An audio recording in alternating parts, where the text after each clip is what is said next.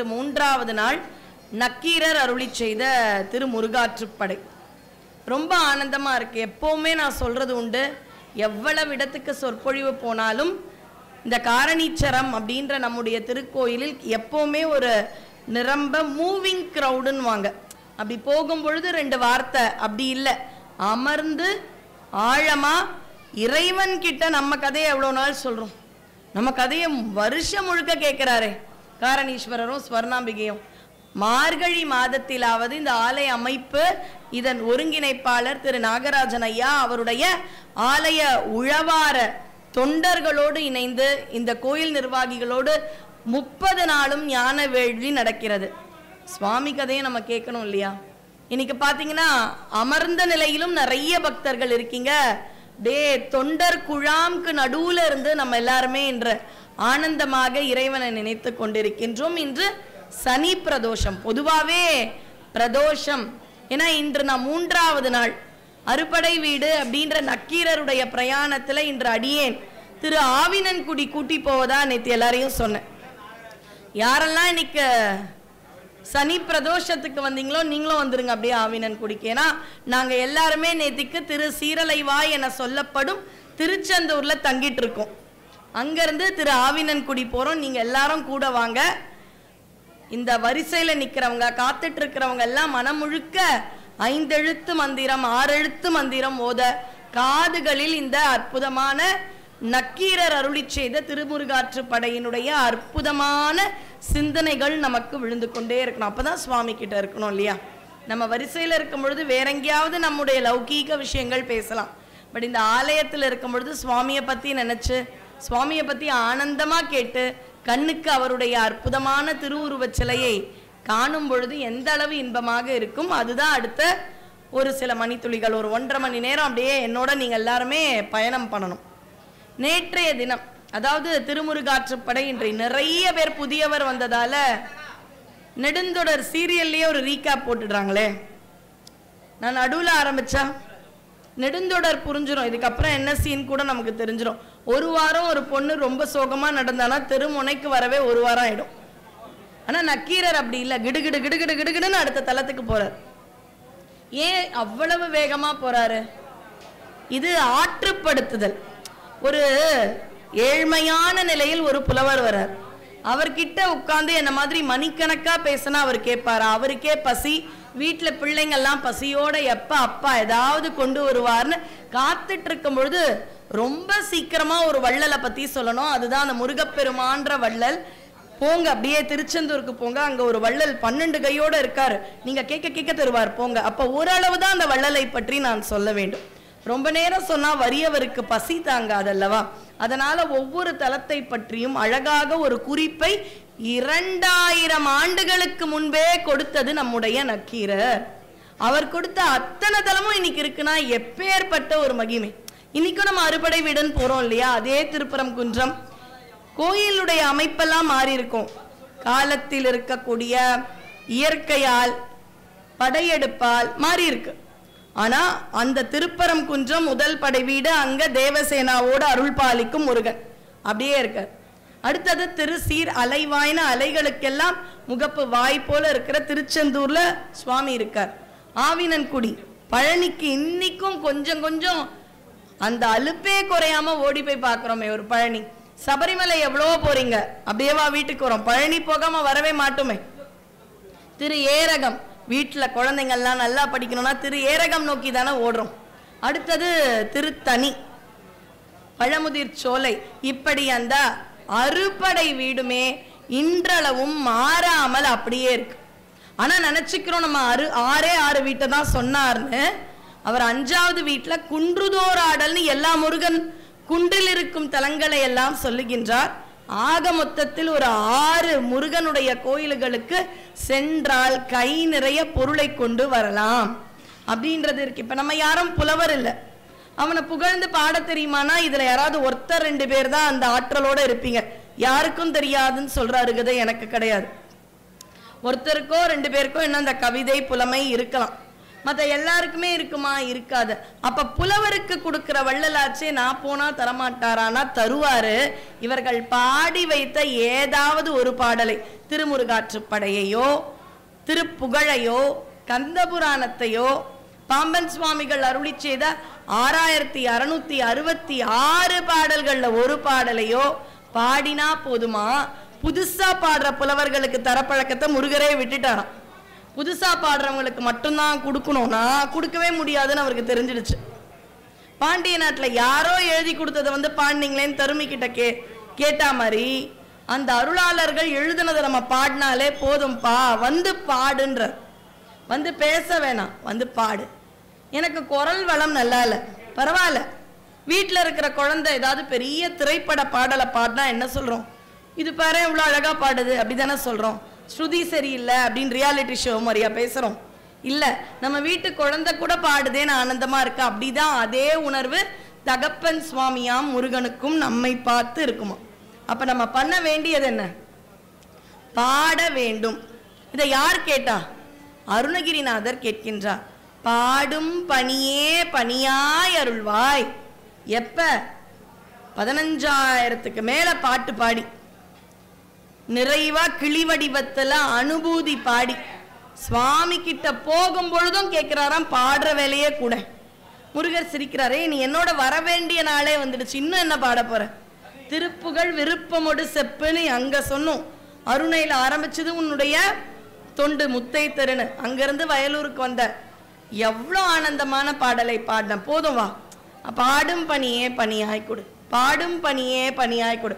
அவ்வளவு பாடன அருணகிரியாருக்கே அலுப்பு இல்லை என்றால் நாம் இன்னும் எவ்வளவு பாட வேண்டும்? நாம் பாடலை கேட்டு கேட்டு கேட்டு கேட்டு ஆனந்தமாக கோலாகலன் என்ற நாமத்தோடு இருக்கும் முருகப்பெருமான் நமக்கு எவ்வளவு அருள் தருவார். அதனால நீங்களும் இவங்களோட சேர்ந்துருங்க. ஒரு 5 நிமிஷம் சின்ன அறிமுறையோட, நம்ம அறிமுக உரையோட நேரா திருச்செந்தூர் போயிடலாம். ஏன்னா இன்னைக்கு வந்தவங்க நாங்க 2 கோயிலை விட்டுட்டோமேன்ற வருத்தம் இருக்கக்கூடாது. நாளைக்கு திரு-ஏரகத்துக்கு வரீங்களா இல்லையான்றது உங்க கையில இருக்கு, அது என் பொறுப்பு இல்லை. ஆனா 2 கோயில உங்களை விட்டுட்டேன்ற குற்ற உணர்வு எனக்கு இருக்கக்கூடாது இல்ல. நம்முடைய நக்கீரர் அருளி செய்தார். எந்த இடம் நான் ரொம்ப விரிவா சொல்லியிருக்கேன். IRIZ அப்படின்ற அந்த ஒரு இணையதளத்துல தம்பி அழகா ரெக்கார்ட் பண்றார். போனீங்கன்னா இந்த 30 நாட்களின் ஞான வேள்வியினுடைய தின சொற்பொழிவுகளும் வரும். IRIZ விஷன் அப்படின்றது தான் அவர்களுடைய அந்த இணையதளத்தின் முகவரி. அப்ப உங்க எல்லாருக்குமே தெரியும் இல்லையா, நக்கீரர் நெற்றிக்கண் திறப்பினும் குற்றம் குற்றமே, இந்த கதை எல்லாருக்கும் தெரியும். அந்த இடத்துல இருந்து நான் வந்துடுறேன். அதுவே சாரஸ்மா சொன்னோம், அதெல்லாம் நீங்க பாருங்க. அந்த இடத்துக்கு வந்தாச்சு. உங்க எல்லாருக்கும் ஒரு ஐயம் இருக்கும், ஏன்பா சுவாமினா தப்ப சொல்லக்கூடாதா? ஒரு பொருள் குற்றம் சொன்னதுக்காக சுவாமி ஒரு புலவரை இவ்வளவு கொடுமையாவா தண்டிப்பார்? அப்ப எதிர்த்து கேட்க கூடாது. அன்னிலிருந்து இன்னி வரை தலைமையா இருக்கிறவங்கள கேட்கிற பழக்கம் இல்லை போல. அப்படி அல்ல, அதை தெளிவுபடுத்தும் அந்த கடமை அடியேனுக்கும் இருக்கு. அங்க ரொம்ப தெளிவா இருக்கு. எந்த இடத்துலயும் பாண்டிய மன்னன் பெண்கள் கூந்தலில் இயற்கை மனம் உள்ளதா இல்லையான்ற மாதிரி திரைப்படத்துல வரா மாதிரியே கேள்வி கேட்கல. எனக்குள் ஒரு ஐயம் உண்டு, யார் பதில் உரைப்பீர்கள்? இப்படி மொட்டையா கேட்டா எந்த புலவர்களால சொல்ல முடியும்? எதை பற்றி ஐயமோ 49 புலவர்களுக்கு தலைமை புலவராக இருந்த நக்கீரர் யாருக்கும் சொல்ல தெரியல. ஆனா ஒண்ணு புரிஞ்சிடுச்சு, மன்னன் சரியா சொல்லாம கூடகமா சொல்ற. அப்ப ஏதோ வீட்டு ராணிய பத்தி தான் இருக்கும். அதனால வரும் போகும் புலவர்கள் எல்லாம் மகாராணிய வர்ணிச்சு வர்ணிச்சு பாடுறாங்க. இவருக்கு ரொம்ப எம்பாரசிங்கா ஆயிடுச்சு. என்னன்னு சொல்லல, ஆனா எல்லாரும் மகாராணி பாண்டிமாதேவி இப்படி வர்ணிச்சு பாடுறீங்களே. இல்லப்பா, இதெல்லாம் இல்லை, இதெல்லாம் இல்லை என்னுடைய மனசுல. அப்ப தருமி ரொம்ப ஏழையா இருக்கார். சுந்தரேஸ்வரரிடம் அடிமையாக தொண்டு செய்கின்றார். கல்யாணம் ஆகல. 90s கிட்ன்னு சொல்றோம் இல்லையா, அது மாதிரி அவருக்கும் 90s கிட் மாதிரி இருக்கார். யாரு? நம்ம தருமி. கல்யாணம் ஆகல. ஆனா அவர் கேட்ட இடம் சிறப்பான இடம்.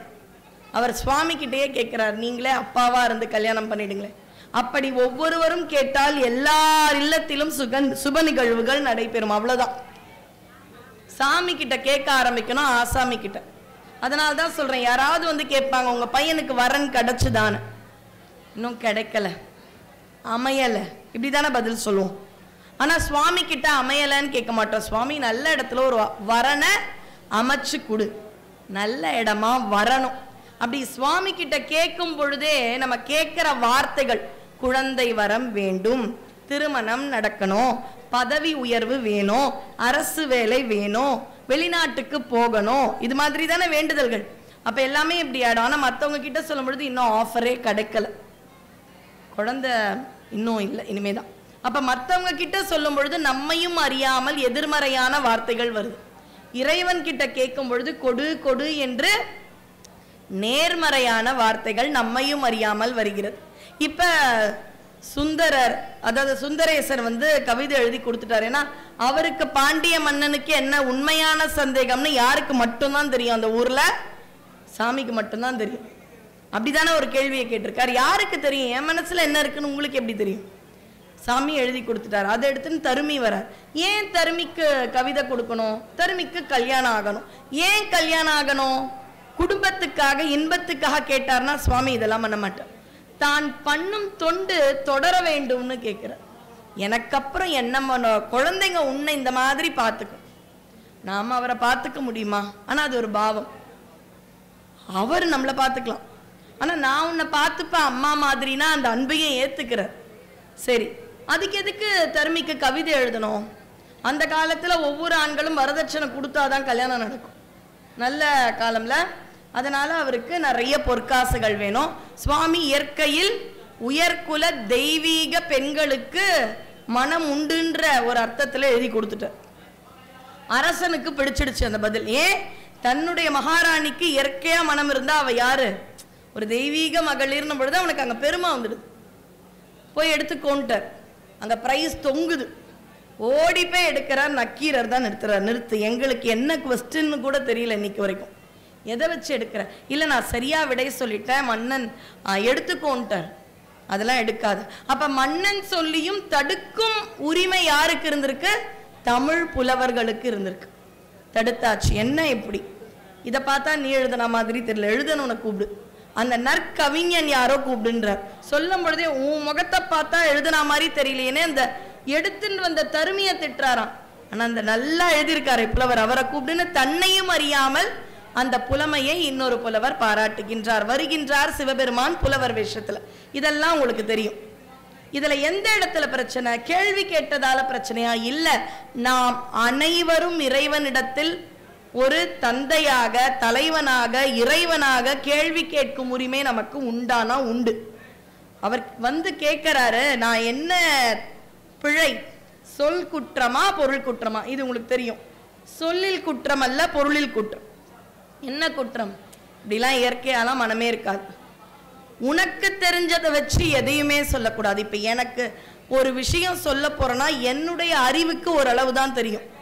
அறிவுக்கு எட்டாத விஷயங்கள் நிறைய இருக்கு. இன்னும் விஞ்ஞானிகளே பிளாக் ஹோல்குள்ள என்ன இருக்குன்னு கண்டுபிடிக்கலையே. அப்ப பிளாக் ஹோல்க்கும் அப்பாற்பட்ட இறைவன் இருக்கானா இல்லையான்றத சொல்ல முடியாது, தெரியாதுன்றது தான் சரியான பதில். இல்லைன்னு என்னால சொல்லவே முடியாது. இப்ப என்ன ஆச்சு? அந்த இடத்துல சுவாமி கேட்கிறார் புலவன் வடிவத்தில், என்னப்பா என்ன பிரச்சனை? தெய்வீக மகளிருக்கு இயற்கையா உண்டு, அதெல்லாம் கிடையாது. ரொம்ப அழகா புலமை திறத்தோட இருக்கியே, உன் நாக்குல இருக்கிற கலைமகளுக்கும் அது கிடையாதான்னு கேட்கிறார். தெரியாதுன்னு சொல்லிருக்கலாம், இல்லைன்ற. நீ தினம் தினம் வேண்டுகிறாயே, உன்னுடைய அன்னை மதுரை மீனாட்சிக்கும் இல்லையான்னு கேட்கிறார். தைரியமா இல்லைன்ட்டு. அங்கதான் பிரச்சனை. அப்படி தெரியாததையும் சொல்லும் அந்த ஒரு ஈகோ இருக்குல்ல, அகந்தை இருக்கல்லவா, அதை தான் அழிக்கின்றார். அப்ப சுவாமி அகந்தையில பேசுற உன்னை காப்பாத்திக்கோன்னு நெத்திக்கண்ணை கொஞ்சம் காமிச்சாராம். நான் யார் தெரியுதா? வந்தது சாதாரண ஆள் இல்ல, நீ வணங்கும் உன் அப்பன் சுந்தரேசன். இப்பொழுது சொல் அந்த நெற்றிக்கண்ணை அவருக்கு மட்டும் காண்பித்து கேட்கிறார், உன் அன்னை மீனாட்சிக்கும் இயற்கையான மனம் இல்லையா? இல்லை, நெற்றிக்கண் திறப்பினும் குற்றம் குற்றமே தெரிந்தும் அந்த அகந்தை விடாமல் இருந்ததால் வந்தது. உயர்குல பெண்ணை, தன் இல்லத்து பெண்ணை சொல்லும் அருகதை அவருக்கு கிடையாது. எந்த ஒரு வீர ஆண்மகனோ தன் இல்லாளை பற்றி பேசுபவர்களை தண்டிப்பான். அதுதான் சுவாமி பண்ணார். அதனால் தண்டனை பெற்று உடல் முழுக்க வியாதிகளோடு திருப்பரம் குன்றம் வருகின்றார். திருப்பரங்குன்றத்தில் சிவபூஜையின் பொழுது கவனம் சிதறி ஒரு பூதம் பிடித்து கொள்ள 1000ஆவது ஒரு ஆளா ஒரு குகையில போய் மாற்றார். அந்த பூதம் என்ன பண்ணணும்னா நியாயமான பூதம். சிவன் சிந்தனையிலிருந்து யாரெல்லாம் வழுவுகிறார்களோ அவர்களை பிடிக்கும். அப்படி பார்த்தா இந்த இடத்துல நம்ம நிறைய பேர் காணாம போயிடும். அந்த பூதத்தை இங்க விட்டா கொஞ்ச நேரத்துல கூட்டம் குறைஞ்சிடும். சுவாமியை டக்குன்னு பாட்டு. நான் உங்களை சொல்லல யார சொல்லல, அது பூதத்துக்கு தானே தெரியும். அப்படி ஒரு பூதம் இருந்தது, நியாயமா தான் பிடிக்கும். நக்கீரரை கொண்டு போய் குகையில போட்டுடுச்சு. உடம்பு முழுக்க வியாதி. திருப்பரங்குன்றத்துல சுவாமியை வணங்கலாம், சுவாமி கிட்ட என்னுடைய அகந்தை தீர்ந்ததுன்னார். தீர்ந்துச்சா? ஆமா. கைலாஷ் போ, கைலாய மலையை காண், தரிசனம் செய், உன் வியாதி போகும். இதான் இதனுடைய தீர்வு. வந்தாச்சு. இப்ப என்ன பண்றது? அவர் எவ்வளவு தூரம் வந்தார்? மதுரையில இருந்து திருப்பரங்குன்றம் வரை தான் வரவே முடிஞ்சது. முடியல, உடம்பு முழுக்க வியாதி. ரொம்ப வருத்தத்தோட சிவபூஜை பண்றாரு. ஒரு இலை விழுகிறது. இலை நீரில் விழுந்தது பாதி, நிலத்தில் விழுந்தது பாதி. நிலத்தில் விழுந்தது பறவையாக மாறி மேலே போகிறது, நீரில் விழுந்தது மீனாக மாறி உள்ள போகுது. ஒரு இலை பறவை மீனாக மாறினால் நம்ம எல்லாருக்குமே கியூரியாசிட்டி வராதா? என்ன நடக்குது? அவ்வளவுதான், பூஜை நின்றுச்சு. அங்க பார்த்தாங்க, பூதம் பிடித்தது. அது எதை உணர்த்தியது? இறைவனை நீ வணங்கி கொண்டே இங்கு இருக்கும் சேற்றில் மாட்டாமல் இருந்தால் பறவை போல பறந்து உன்னுடைய ஆத்மா முக்தி பெறும். இல்ல, இங்க இருக்கிற பாசம் வேணும்னா வழுக்கி சேற்றில் மாற்றி அப்படியே இந்த நீருக்குள் மீன் மாதிரி நீ இருக்க போற. இதை தான் உணர்த்தியது. 999 பேர் உள்ள இவரை திட்டுறாங்க. ஏன்னா 1000 பேர் வந்துட்ட உடனே அந்த பூதம் சாப்பிட்ரும். இவர் தான் 1000ஆவது. இவர் 999 பேரா போனா அத்தனை பேரும் திட்டிருக்க மாட்டாங்க. இவருக்கு உட்கார்ந்து பூதம் நல்லா சாப்பாடு போட்டு கவனிச்சுக்கும். 1000ஆவது ஆள் வந்தாதான் சாப்பிடும். ஆனா இவரே 1000ஆவது ஆள், அதனால திட்டுறாங்க. இப்பதான் ஒரு இடத்துல பழியோடு வந்திருக்கேன், இன்னொரு இடத்துல 999 பேருடைய உயிரை பறித்த பழியா. அவங்க அத்தனை பேருமே சிவபூஜையில கவனம் சிதறி வந்தவங்க. ஒரு தவறு புதுசா பண்ணும் பொழுது நம்ம பண்ண தப்ப நம்ம மறைச்சுப்போம், அடுத்தவங்களை பார்த்து கேட்க ஆரம்பிப்போம். அதை தான் அவங்க பண்ணாங்க. அச்சச்சோ, நான் பெரிய பாவம் பண்ணிட்டேனே. இறைவன் அவரை 1000ஆவது நபராக அனுப்பியதும் அருள் தான். ஏன்னா 999 அனுப்பியிருந்தா வாங்க வாங்க உட்காருங்க, என்ன 1000ஆனாதான் பிரச்சனை, உட்காருங்க, இந்த பூதம் நல்லா பார்த்துக்கும். வீட்டில் மனைவி கணவனை விட இது நல்லா பார்த்துக்குது. வேளைக்கு உணவு வந்துடுது. ஸ்விக்கி ஜொமேட்டோ மாதிரி இது டெலிவரி பண்ணிடும். நம்மளை பார்த்து பார்த்து கொழுக்க வைக்கும். ஏன்னா அதுக்கு நம்ம தான் உணவு அப்படின்னு அங்கே உட்கார்ந்துட்டு இருப்பாரு. இன்பமா இருப்பேன். இப்போ 1000ஆவது இருக்கும் பொழுது அந்த பழி நீங்க வேண்டும். இது என்ன? இது நான் செய்த அகம்பாவம், என்னை மட்டும் சாரும். இப்ப இத்தனை பேருக்கான பாவமும் என்னை வந்து சேருகிறதா? என்னப்பா நேரம்? சில சமயத்துல நேரம் தப்பா இருந்தா அடி மேல் அடி விழும்ல, அதுதான் அவருக்கு. அப்பொழுது சிவபெருமானிடம் போக கொஞ்சம் வெக்கம். சின்ன எஜமான் கிட்ட போலாம், பெரிய எஜமான கொஞ்சம் இப்பதான் பேசிட்டு வந்திருக்கோம். முருகா, வேற யாரும் இல்லை, அப்பா கிட்ட போக கொஞ்சம் சங்கோஜமா இருக்கு, நீ காப்பாத்துறியா? அப்படி என்று அவர் வள்ளல் முருகனாக அவனை போற்றி புகழ்ந்து வணங்கிய உடனே அந்த பூதம் மாள்கிறது. எல்லாரும் விடுதலை பெறுகிறார்கள். அப்ப இது மாதிரி வள்ளல் யாருப்பா இருக்காங்க அப்படின்னு திருப்பரங்குன்றத்தில் அவருடைய அந்த வள்ளல் தன்மையை புகழும் பயணம் தொடங்குகிறது. அங்க முருகன் ஜோதிமயமா தெரிகிறான். கிட்ட வந்த உடனே அழகா இருக்கான். அழகான திருப்பாதங்கள் இருக்கு, எல்லாரும் பிடிச்சுக்கோங்க அப்படின்னு கத்துத்தரார். வாங்க வாங்க புடிங்க. 2000 வருஷத்துக்கு முன்னாடி நடந்த விஷயத்தை இப்ப நடக்கிற மாதிரி சொல்ற, மாறாம கேக்குறீங்க. அப்ப மாறாதது இந்த 2000 ஆண்டுகளில் என்ன? மின்சாரம் மாறிடுச்சு, வீட்டமைப்பு, சைதை, மயிலை, இதெல்லாம் பழமையான பகுதி. 2000 ஆண்டுகளுக்கு முன்னாடி இருந்த ஒரு பில்டிங் இங்க இருக்கா? இல்ல. கோயிலினுடைய அமைப்பு அப்படியே இருக்கா? மாறிடுச்சு. ஆனா மாறாத ஒன்று என்ன என்றால் நக்கீரர் அருளி செய்த முருக பக்தியுடைய திருமுருகாற்றுப்படை மாறவே இல்லை. அதே பக்தியில இப்ப வரை உட்கார்ந்து நேத்திக்கு ஏதோ நக்கீரர் மாட்டினா மாதிரி குகைக்குள்ள கேட்கிறோம். ஏன்? அந்த வள்ளல் தன்மையுடைய ஒரு பெரிய மனுஷனை எனக்கு இப்பவும் பார்க்கணும்ன்ற அவா அந்தந்த காலத்துல இருந்துட்டே தானே இருக்கு. அப்ப அவர் சொல்றார், எப்படி அறிமுகப்படுத்துகின்றார்? சோதியே சுடரே சூழொளி விளக்கே.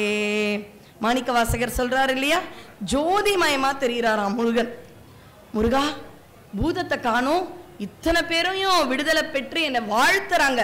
எந்த வாய் கொஞ்ச நேரத்துக்கு முன்னாடி உன்னால நாங்க உயிரை விட போறோம் திட்டிய வாய் என்னை வாழ்த்துதே முருகா, என்ன நடந்தது எனக்குள்ள, உன்னை நான் பார்க்கணும் முருகா அப்படின்னு கேட்கும் பொழுது தூரக்க ஒரு ஜோதி தெரியுது. கிட்ட வர வர வர வர பெரிய அண்ணாமலையார் தீபம் மாதிரி தெரியுது. இன்னும் கிட்ட போய் பார்த்தா கருணையான 6 முகங்கள் தெரியுது. ரொம்ப அழகா இருக்கு முருகா, உன் பாதங்களை பார்க்கணும் முருகா. எதுவுமே இல்ல, இறைவனே என்னை விட்டுட்டாரேன்னு வந்த, நீ விடல. முருகன் வேறு சிவன் வேறு அல்ல, என்னுடைய சின்னத்தன்மை நீங்க விட்டுட்டீங்கன்னு நினைச்சது, நீங்க என்னை விடல அப்படின்னு காலை பிடிச்சிக்கிறார். கைய பார்க்கிறார், பார்த்தா கைய ஒரு அம்மா கையை பிடிச்சுன்னு இருக்காரு முருகன். யாருன்னு பார்த்தா அழகான தெய்வ யானையை அப்படி பிடிச்சுட்டு கல்யாண கோலத்துல அருள் கொடுக்கிறாராம். இப்படி கல்யாண வரம் அருளும் திருப்பரம் குன்றத்து முருகனை தரிசனம் செய்து அப்படியே திரு சீரலைவாய் அப்படின்ற திருச்செந்தூருக்கு போறார். அங்க எப்படி இருக்காரு, இங்க பாத்தீங்கன்னா அப்படியே தெய்வ யானை கையை பிடிச்சுட்டு அழகா மாப்பிள்ளை சுவாமியா இருக்கார். மாப்பிள்ளை அங்க போனா எப்படி இருக்காராம், யானை மேல உட்கார்ந்துட்டு ராஜா மாதிரி வா வா அப்படின்றார். 6 முகங்கள் 6 விதமான குணங்களை காண்பிக்கிறது. அதெல்லாம் நேத்தி ரொம்ப அழகா பார்த்தோம். 6 முகங்கள் இருந்தா எவ்வளவு கரங்கள் இருக்கணும், 12 கரங்கள் இருக்கணும் இல்லையா? அது 12 கரங்களும் என்னென்ன பண்ண போகுது அப்படின்றதான் இன்னைக்கு நம்ம எல்லாருமே நேத்திக்கு திருச்சீரலைவாயில இருந்தாங்க. நீங்க அவங்களோட சீக்கிரம் வந்து சேர்ந்துட்டீங்க. இப்ப திருச்சீரலைவாயில் இருக்கும் 6 முகங்களும் கருணை முகங்கள். அதுல காதல் இருக்கு, வீரம் இருக்கு. நம்ம ஓடி போனா கடைசி அர்த்த ஜாமத்துக்கு அந்த ஸ்கிரீன் போடுற டயத்துல நம்ம ஓடி போவோம். சில சமயம் 9:30 ஆயிடுச்சு, ஏன்னா இங்க முடிச்சுட்டு நான் கற்பாம்பாள் கோயில் மயிலைக்கு போகும்போது ஓடி போவேன். சில சமயம் பார்த்தீங்கன்னா கற்பாம்பாள் நான் வந்துட்ட உடனே ஸ்கிரீன் போடுவான். வந்தியா பா சரி பாய் அப்படின்ற மாதிரி இருக்கும். அப்படி நமக்காக காத்திருக்கும் முகம் எப்படிப்பட்ட முகம்னா, திருப்பள்ளி எழுச்சியின் போது முதல்ல ஒரு பக்தன் வரும்பொழுது சிரிக்கும் பாருங்க முகம், அதே கலையோடு காதலோடு அன்போடு அன்று இரவு வரும் 1000-10,000 பக்தருக்கும் அதே முகமா இருக்கும். வரம் கொடுக்கும் அந்த ஒரு வாஞ்சை மாறவே இல்லையா. முருகனை தேவர்கள் திருச்சீரலைவாய்க்கு எதற்கு அழித்தார்கள்? சூர சம்ஹாரம் செய்ய அழித்தார். சம்ஹாரம் ஆச்சா? ஆச்சு. அவர் ஸ்கந்தகிரி கிளம்பலான்னு பார்த்தா நம்மை மாதிரி நிறைய பக்தர்கள் இருக்காங்களா. முருகா முருகா சூரனை சம்ஹாரம் பண்ணிட்டேன், எங்களுக்கு எப்ப அருள்வ? இவங்களை எப்படி விட்டுட்டு போறது, போலாம் அப்படின்னு பார்த்தோம். முருகா முருகான்னு கத்துறாங்களாம். தேவர்கள் ஒரு பக்கம் கத்துறாங்களாம். சிவபூஜை செய்யும் கோலத்தோடு கையில் தாமரை ஏந்தி திரும்பி பார்த்தாராம். சரி வாங்க உங்களுக்கும் அருள் பண்ணிட்டு போறேன்னு அன்னைக்கு நின்னவர் இப்ப கூட திருச்செந்தூர் முருகனுடைய சன்னதியில கூட்டமா தான் இருக்கும்னு நினைக்கிறேன். இப்ப வரை நம்ம அனுப்பவே இல்லை. வர முன்னாடிலாம் சொல்லுவாங்க மத்தியானம் ஒரு 1:30 மணிலேருந்து 2:30 மணிக்கு போனீங்கன்னா முருகன் கொஞ்சம் ஃப்ரீயா இருப்பார். இது யாருக்கு தெரியும் தெரியல. திருச்செந்தூர் போறவங்கலாம் மத்தியானம் 1 மணிக்கு போங்க, 1:30 மணிக்கு போங்க, கூட்டம் கம்மியா இருக்கும்னுவாங்க. இப்ப அந்த ஃபார்முலாவும் நிறைய பேர் தெரிஞ்சு மற்ற சமயத்துல 10,000 பேர் இருந்தா அந்த சமயத்துல ஒரு 5,000 பேர் இருக்காங்க. அப்படி அன்று நின்ற கோலத்தில் இருந்து நமக்காக அருள் செய்ய ஆரம்பித்த செந்தில்நாதன் இப்பொழுதும் இருக்கின்றான். அவனுடைய 12 கரங்கள் என்னென்ன செய்து கொண்டிருக்கின்றன. ஒரு கையை மேல வச்சிருக்கானோ. ஒரு 12 கை என்ன பண்ணுதுன்னு பார்க்கணும்ல. இப்போ வீட்டில் நம்ம சொல்லுவோம், நேற்று கூட விளையாட்டா சொன்னேன், எனக்கு இன்னும் 4 கை இருந்தால் கூட சரியா இருக்குமே, எவ்வளோ வேலை வாங்குவீங்கன்னு கேட்போம். ஆனால் நமக்கு ஒரு 4 கை இருந்ததுன்னா 4 கைக்கு 4 வேலை பண்ணுற ஆற்றல் எந்த அளவு இருக்கும்னு தெரியாது. அதுக்கு ஆங்கிலத்தில் மல்டி டாஸ்கிங் அப்படின்ற ஒரு வார்த்தையால் சொல்லுவாங்க. அந்த மல்டி டாஸ்கிங் ஆண்கள்லாம் கொஞ்சம் மன்னிக்கணும், பெண்களுக்கு கொஞ்சம் ஜாஸ்தி. ஆனால் அது பெரிய வரம்னு நினைக்காதீங்க. நான் கூட வரம்னு நினச்சேன். அது ஒரு 40 வயசு ஆகும்பொழுது அது டென்ஷனை தான் கொடுக்குது. ஆண்கள் ஒரு டாஸ்க் பண்ணுறதே சிறப்பு அப்படின்ற அந்த உண்மையை உணரவே 40 வயசு ஆயிடுச்சு. இப்போ முருகனுக்கு 12 கை. அவனுடைய ஆற்றல் வேறு, நம்முடைய ஆற்றலும் அவனுடைய ஆற்றலும் ஒன்றல்ல. அப்படி கண்ணை மூடுங்க, எல்லாரும் திருச்சீரலைவாய் போலாம். அழகா ஒரு கடல், அங்க ஒரு நாழிக்கிணறு. செந்தில் முருகனுக்கு அரோகரா. நான் மட்டும்தானா வந்தேன், நீங்க வரலையா? திருச்செந்தூர் முருகனுக்கு உங்களோட போனேன்னு பார்த்தேன். இப்போதான் நீங்கள் கூட வந்தீங்க. நீங்கள் ஏதோ இந்த திரைப்படங்கள்லாம் அப்படி திரும்பி பார்த்தா ஆளை காணும் பாருங்க. அது மாதிரி கண்ணை மூடி சொன்னால் ஆளை காணும். எல்லாரும் தானே வந்திருக்கீங்க முருகனை பார்க்குறோம். திருச்செந்தூர் முருகனுக்கு அங்கே போயாச்சு. முருகன் அப்படி ராஜா மாதிரி, அதாவது பெரிய மன்னர்களுக்கெல்லாம் பார்த்தீங்கன்னா ரத கஜ துரக பதாதிகள்னு 4 படைகள் இருக்கும். அப்படி யானை மேலே அப்படி ரொம்ப சாவகாசமாக வராராம். வா வா வா 6 முகங்கள் இருக்கான். அழகான பொன்மயமான கிரீடத்தில் நீலக்கல் கான்ட்ராஸ்டாக இருக்கும்னு பதிக்கப்பட்ட ஒரு கிரீடத்தில் இருக்காராம் முருகன். பார்த்தாச்சு. நேற்று 6 முகங்கள் என்னென்னு பார்த்தோம். இப்போ 12 கை இங்கே தானே இருக்கார் முருகர். அதனால விண்வெளியில் வாழும் தேவர்களை இன்னும் கைவிடக்கூடாதுன்னு ஒரு கை மேல் நோக்கியே இருக்கும். நான் இங்கே இருக்கேன், இங்கே இருக்கிற குழந்தைகளை பார்த்துக்கிறேன், நீங்கள் பயப்படாதீங்க, சூரபத்மன்லாம் போயாச்சு, பயம் இல்லாமல் இருங்கன்னு ஒரு கை அங்கேயே இருக்கும். 12 கணக்கு சொல்லிகிட்டே வரேன், பார்த்துட்டே வரங்க. ஒன்று எங்கே இருக்கு? வான்வழியே இருக்கும் முனிவர்களையும் அங்கு இருக்கும் துறவிகளையும் காப்பாற்றுவதற்காக அவர்களை ரட்சிக்க ஒரு கை. இன்னொரு கை பார்த்தீங்கன்னா யானை மேலே ஒரு சோழன் வரா மாதிரிலாம் இப்போ ஒரு காட்சியெலாம் பார்த்துருப்போம். அடுத்த தலைமுறை எல்லாருமே பார்த்துருப்பீங்களா? அந்த யானை மேலே சோழன் வரா மாதிரி இப்படி இப்படி இப்படின்னு இருக்கும், ஒரு ஷேக் இருந்துகிட்டே இருக்கும். அப்போ எப்படி வருவாங்கன்னு பார்த்தீங்கன்னா ஒரு கை இப்படி வச்சுருப்பாங்க, இன்னொன்று கையில் அதை செலுத்துவதற்கான அங்குசம் இருக்கும். அது மாதிரி ஒரு கையை இடுப்பில் வச்சுட்டு இருக்கானா முருகன். அப்படி இடுப்பில் வச்சுட்டு யானையும் செலுத்தணும்ல, ட்ரைவ் பண்ணிகிட்டே பேசுறது நமக்கு தான் தப்பு, முருகனுக்கு இல்லை. 12 கையில் ஒரு கை ட்ரைவ் பண்ணின்னு போகிறார். எதை? யானையை. அடுத்த கை என்ன பண்ணுதான்? இதில் 2 கை எனக்குள் இருக்கும் பகைவர் இன்னும் மாளவே இல்லை. சூரபத்மன் போயாச்சு, நமக்குள்ளே இருக்கு பாருங்க ஒரு பகைவர். நமக்கு இருக்கிற ஆணவம், எனக்கு ஆணவம் இல்லைன்னு சொல்லுவோம். எங்கேயாவது பத்திரிக்கையில் நம்ம பேரை போட வேண்டிய இடத்துல போடலைன்னா இருக்கும். பத்திரிக்கை அவங்க வைப்பாங்க புடவையோட, அந்த சமயத்திலே கேட்டுடுவோம், ஏன்னா எங்கள் பேரையே போடலை, இல்லை பேரை போட்டுட்டு ஊரை போடலைன்னா கேட்டுருவோம். அந்த அளவு அந்த ஐடென்டிஃபிகேஷன் அப்படின்றது நம்மளால் மறக்கவே முடியாது, விட முடியாது. என்னை விட்டுட்டேன், நானை விட்டுட்டேன், நானை விட்டுட்டேன்னு குழந்தைகளுக்கு கூட உணவில் நானை விட்டு மைதானுவோம். ஆனால் நம்மளால் அந்த நானை விடவே முடியாது. அதனால் நமக்குள் இருக்கும் அந்த பகையை அழிப்பதற்காக அவனுடைய 2 கரங்களில் ஒன்று கேடயமும் இன்னொன்றில் வேலையும் வைத்து அழிப்பதற்கு, பகையை அழிப்பதற்கு, ஆணவத்தை அழிப்பதற்கு வேல், தற்காத்து கொள்ள கேடயம், இது 2ம் இருக்கும். அதையும் சொல்லிட்டே இருக்கானா முருகன். இது அடுத்த கை. அதுக்கு அடுத்தது என்ன?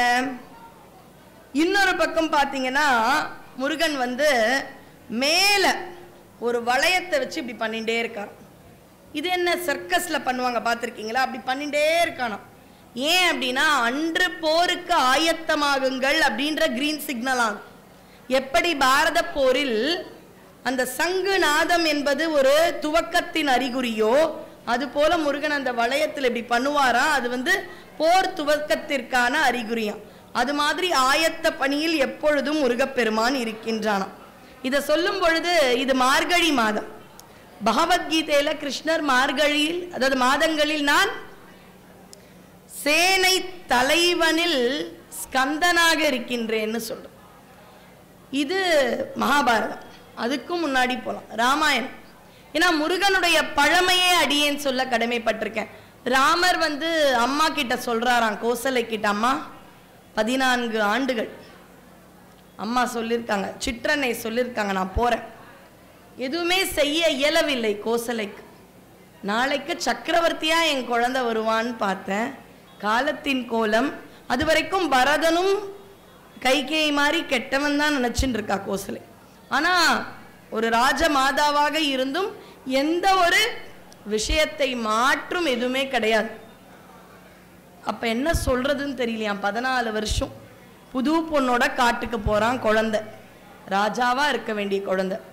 ரொம்ப அழுதுண்டே ஒரே ஒரு வார்த்தை சொன்னாலும், காடுல நிறைய மிருகங்கள் இருக்கும், காட்டுல யார் எப்ப அரக்கர்கள் வருவாங்கன்னு தெரியாது.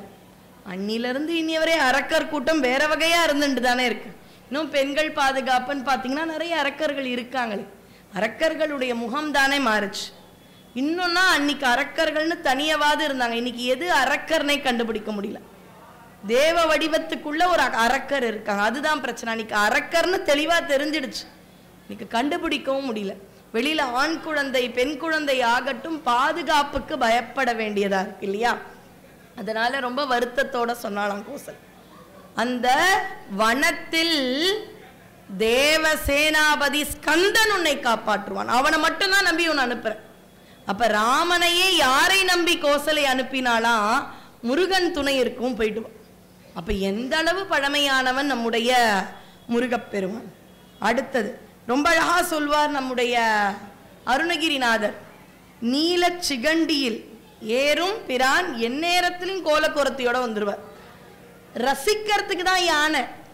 இப்ப நம்ம திருச்செந்தூருக்கு ரொம்ப ஆனந்தமா போயிருக்கோம் மானசீகமா இல்லையா?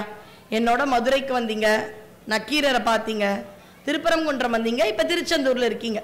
இதே ஒரு பிரச்சனைன்னு இருக்கும் பொழுது முருகான்னு கூப்பிடும் பொழுது யானை மேல ஏறி நீ வர்றதுக்குள்ள எனக்கு என்ன ஆகும்னு கேட்டுருவோம். அப்ப நமக்கு ஆபத்துனா யானையில வரமாட்டானா முருகன். அப்ப ஸ்வைன்னு இந்த சின்ன பசங்கலாம் பைக் எடுத்து கிளம்பும் பார்த்திருக்கீங்களா? அது மாதிரி குரத்தி வள்ளி பிராட்டியோட வந்துருவாராம். ஏன்னா இவர் வழியில வேற ஏதாவது பக்தர்னு நின்றுடக்கூடாதான். அந்த வள்ளி தான் சொல்லுவாராம், உனக்கு அந்த பிரச்சனை என்னன்னு தெரியுமா? நீ மனுஷனா வாழ்ந்து பார்த்திருக்கியா? நான் குரத்தியா வாழ்ந்திருக்கேன், மனுஷியா நான் இருந்திருக்கேன், என்ன பிரச்சனையும் கூப்பிடுறான், சீக்கிரம் வா சீக்கிரம் வா அப்படின்னு முருகன் அந்த நீல மயில் மீது ஏற்றிக்கொண்டு அந்த கோல குரத்தி நமக்காக கூட்டின்னு வந்து இந்தா அவங்கள காப்பாத்து அப்படின்னு கொடுத்துருவானோ. அதனாலதான் ஆரிருத்தடந்தோள் வாழ்க, இது யாருக்கெல்லாம் தெரியுமோ அப்படியே கூட பாடுங்க. ஆரிருத்தடந்தோள் வாழ்க, அருமுகம் வாழ்க, வெற்பை கூறுசை தனிவேல் வாழ்க, குக்குடம் வாழ்க, செவ்வேள் ஏறிய மஞ்சை வாழ்க, ஆனை தன் அணங்கு வாழ்க, மாரிலாவள்ளி வாழ்க, வாழ்க சீரடியார் எல்லாம். மாறிலாத வள்ளி, மாறவே இல்லையாம். நம்ம என்ன பண்ணுவோம், கல்யாணம் ஆயிட்ட அப்புறம் சில பேரை பார்த்து சொல்லுவோம், எப்படி இருந்தா தெரியுமா பாபார், என்னம்மா மாறிட்டான், இப்படியா பிறந்தா, இதெல்லாம் அனுபவிச்சிருப்பாளா? அப்படிலாம் இல்லையா வள்ளி, மாறவே இல்லையே. நீ அங்க போய் தெய்வ மகளிரா போனப்புறம் கூட என்ன நீ மறக்கலையா? அதே அன்போட இருக்கிய, மாறவே இல்லையேம்மா. அப்படின்றதுனாலதான் மாறிலா வள்ளி வாழ்க. அதனால யானை முருகனை நாம ரசிக்க, நம்மை காப்பாற்ற முருகன் எதன் மீது ஏறி வருவான்? மயில் மீது ஏறி. அதனால்தான் அந்த மயிலை துரகம்ன்ற மாதிரி சொல்றாரு நிறைய இடத்துல அருணகிரியார். துரகம்னா குதிரை. ஏன்பா மயில துரகம்ன்றீங்கன்னா, குதிரை மாதிரி வேகமா வந்துருமா அந்த மயில். ஆடும் பரிவேல் அணிசே வலன, ரொம்ப அழகா சொல்வாரா அனுபூதியில. முதல் வரி ஆடும் பரி, பரினா மயில். வெறும் மயில்னு சொல்லலாமா? ஆங்கிலத்தில் ஒன்று உண்டு அட்ஜெக்டிவ்னு. ஷீ இஸ் அ கேர்ள் அப்படின்னா she is a good girl அப்படின்னா அது ஒரு அட்ஜெக்டிவ். அதாவது அவங்கள பத்தி டிஸ்கிரைப் பண்றது, அவங்கள பத்தி விவரிக்கிறது. வெறும் மயில்னு சொல்ல முடியுமாப்பா? ஆடும் இல்லையா, அதுக்கு ஒரு புகழணும். அதனால வெறுமனே பரின்னு சொல்லலையா. வெறும் பரின்னு சொன்னா அழகா இருக்காது, ஆடும் பரின்ட்டாராம். அப்ப இந்த பக்கம் எது இருக்கு?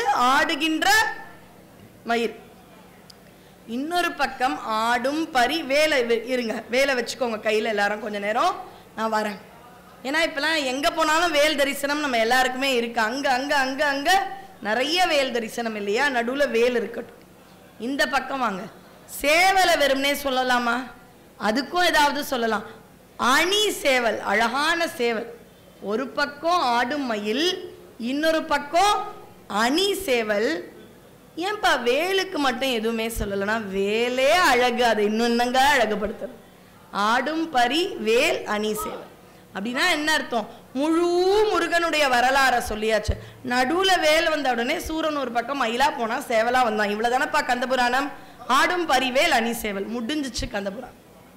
எந்த அளவு தமிழால் ஒரு பெரிய ஒரு புராணத்தையே ஒரே வரியில சொல்லக்கூடிய ஆற்றல் தமிழ் கவிதைக்கும் தமிழுக்கும் தமிழ் அருளாளர்களுக்கும் இறைவனுடைய அருளுக்கும் உண்டு என்றால் இந்த ஒரு வரி. சரி, இப்ப அந்த அளவு வருவார். அதனால யானையில நம்ம ரசிக்க மட்டும்தான். இப்ப அப்ப இன்னொரு கை வந்து எப்படி இருக்கான், மேல அப்படியே சுழட்டி கொண்டே இருக்கிறது. இன்னொரு கை எப்படி இருக்கான், இப்படி மாலையை பிடிச்சா மாதிரி இருக்கான். ஏன்னா எல்லாரும் வந்து அந்த வெற்றிவேல் முருகனுக்கு கடப்ப மாலை அப்படின்றத போட போட போட யாரெல்லாம் முருகனுக்கு அந்த கடம்ப மாலை போடுறோமோ அவங்கெல்லாம் நட்பாயிடுவாங்களாம். அப்படி மாலை வர வர அப்படி ஏத்துண்டே வரானா, ஒரு கையில மாலையை பிடிச்சுக்கிறான். அடுத்த கரம் இதெல்லாம் இருக்கும் பொழுது ஒரு 2 கை என்ன பண்ணுது, போராட்டம். அதாவது கேடயமும் வாழும்னு சொன்னேன் இல்லையா, அத வேல். இதெல்லாம் இருக்கு. ஒரு கை அங்க அபயம் கொடுக்குது, இன்னொரு கை மாலையை வாங்குது, ஒரு கை இடுப்புல வச்சுக்குது. இதெல்லாம் அழகு இருந்தாலும் ஒரு கை மியூசிக் போட்டுட்டே இருக்கான், மணி சவுண்ட். சில பேர் பாட்டு கேட்டுட்டே வேலை பண்ணுவாங்கல்ல. அப்ப என்ன சொல்றார், போராட்டத்தை கூட அனுபவித்து பாட்டு கேட்டு சுகமா பண்றாராம். அப்ப எதிலும் லயிக்காமல் எல்லாவற்றையும் இன்பமயமாக எடுத்துக்கொள்ள வேண்டும். இங்க போராட்டமே நடக்குது. 2 கையில மாறி மாறி வேலும் கேடையும் இருந்தாலும் இன்னொரு கையில ஒரு அழகான கிண்கிணி மணி ஓசை போட்டு ஒரு மியூசிக் கேட்டுட்டே இருக்காராம் முருகன். வலது கரம் 1, 12ல் ஒரு கரம் இங்க இப்படி வச்சிருக்காங்க. கை அப்படியே ஷட்கோணம் போட்டப்பட்ட அந்த ஒரு கை இப்படி இருக்கான், மார்பு கிட்ட இருக்கான். அது எதை சொல்கின்றது என்றால், மௌன குருவாக இருக்கும் தட்சிணாமூர்த்தியின் கையில் இருக்கும் சின் முத்திரைய சொல். ஆணவம் ரொம்ப பெருசு, இது கர்மம் குட்டி, பார்க்க குட்டியா இருக்கும். ஆனா அந்த மாயான்ற ஒரு மலம் இருக்கு பாருங்க, நம்மள ரொம்ப அலக்கழிச்சிரும். இது ஏன் கர்மம்னா கடமை. அதனால்தான் இந்த பக்கத்துல மாமா மச்சான்ற பொறி மோதிரம்லாம் போட்டுக்கிறது இந்த இடத்துல கடமைன்னு வந்துருச்சு. அப்ப இது ஆணவம், கர்மம், மாயை, 3த்தையும் விட்டுருங்க. விட்டுட்டா இறைவன் எப்பவுமே இப்படி நிமிர்ந்திருப்பார். இந்த ஜீவாத்மா இருக்கு பாருங்களேன், இங்க பரமாத்மா எப்பவும் இப்படிதான் இருக்காரு. இந்த ஜீவாத்மா இந்த 3 மலங்களோட சேர்ந்தே இருக்கு. இந்த 3 மலங்களையும் விட்டு தள்ளி போயிட்டா இந்த ஜீவாத்மாக்கு நான்ற இந்த அகந்தையோட இருந்தது இப்படி வந்தா அப்படியே வணக்கத்திற்குரிய தன்மை வந்து சுவாமி கிட்ட சரணடைஞ்சிரும். இப்படி ஒரு உயரிய பண்பை, உயரிய தத்துவத்தை உணர்த்துவதுதான் சின்முத்திரை. அது எப்ப நமக்கு விளங்கும்னா, நிறைய பிரச்சனைகளுடைய தீர்வு 10 பேர்கிட்ட சஜஷன் கேட்டாலும், லாயர் கிட்ட கேட்டாலும், நம்ம மௌனமா இருந்து உணரும் பொழுது பல உண்மைகள் புரியும். அது அப்போ உடனே தெரியணும்னு இல்லை. என்னைக்காவது அம்மா அப்பா தாய் மாமா யாரையாவது எதுக்காவது பேசியிருப்போம். ஒரு 10 வருஷம் அதுவரை கூட்டமா இருந்திருப்போம். 10, 20, 30 வருஷம் கழிச்சு பிள்ளைங்களாம் வெளிநாடு போயிட்டு யாரும் இல்லாம தனிமையா இருப்போம் பாருங்களேன். அப்போ ஒரு நிசப்தம் இருக்கும், ரொம்ப பெரிய அமைதி இருக்கும் இல்லையா. அந்த அமைதியான சமயத்துல நான் அப்படி பேசியிருக்க கூடாதுல்ல, அன்னைக்கு பேசினது தப்புன்னு தெரிஞ்சோம், நான் பண்ணது கரெக்டுன்னு நக்கீரர் மாதிரி தானே பண்றேன் அப்படின்ற ஒரு தத்துவம் வரும். அதனால அந்த சின் முத்திரை என்ற பெரிய தத்துவத்தை இப்படி மார்பு கிட்ட வச்சுண்டு ஒரு தவக்கோலத்திலும் இருக்கின்றானாம் முருகன். இது அத்தனையும் ஒரே ஆள் ஒரே சமயத்துல பண்ற, அதுதான் முருகன்.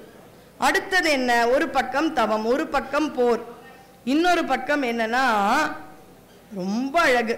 அது என்னன்னா, மேல இருந்து மழையையும் வர வைக்கிறாராம் வாழும் உயிர்களுக்காக. அந்த மழை என்பதே எதை குறிக்குமா, கடவுளின் கருணையை குறிக்கும். ஒரு மழை மட்டும், இன்னைக்கு மழையை நம்ம திட்டுறோம், அது வேற விஷயம். அந்த மழை வராம இருந்த நாட்களை ஒரு 15-20 வருஷம் முன்னாடி யோசிச்சு பாருங்களேன். ஒரு 90கள்லாம் நம்ம ஒரு பஞ்சத்துல இருந்தோம். அப்ப நான் பள்ளி படிக்கிறேன், 2 குடத்துக்கெல்லாம் வெளில போன நாட்கள் உண்டு. ஞாபகம் இருக்கா எல்லாருக்கும்?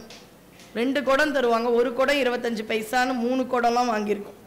3 குடத்திலையும் வாழ தெரியும். அந்த காலத்துல உங்க பெண்களுக்கான பண்பு என்னன்னா, ஆட தெரியுமா பாட தெரியுமாலாம் கிடையாது. 3 குடம் கொடுத்தாலே என் பொண்ணு குடும்பம் நடத்தி காமிக்கும்னு சொல்றதே ஒரு பண்பா இருந்தது. மழை வருவதே இறைவனுடைய கருணை. இன்னைக்கு நிறைய வருதுன்னா அதற்கான ஆயத்தங்களை மனிதர்கள் நாம தான் யோசிக்க வேண்டுமே தவிர, ஒரு மழை என்பது இறைவன் அருள் இல்லாமல் வரவே வராது. அவனுடைய கருணைக்கு ஒரு விதமான ஒரு குறியீடு தான் மழை. அப்படி மழையை வர செய்கின்றானாம் கருணை மழை. நிறைவாக என்னவா, இன்னொரு கை 2 தேவ மகளிருக்கு வதுவை சூட்டுகின்றான். 2 தெய்வீக பெண்கள், தெய்வ யானையும் வள்ளியும் இருக்கால, அவங்களுக்கு மணமாலை போடுறானோ. யாரு?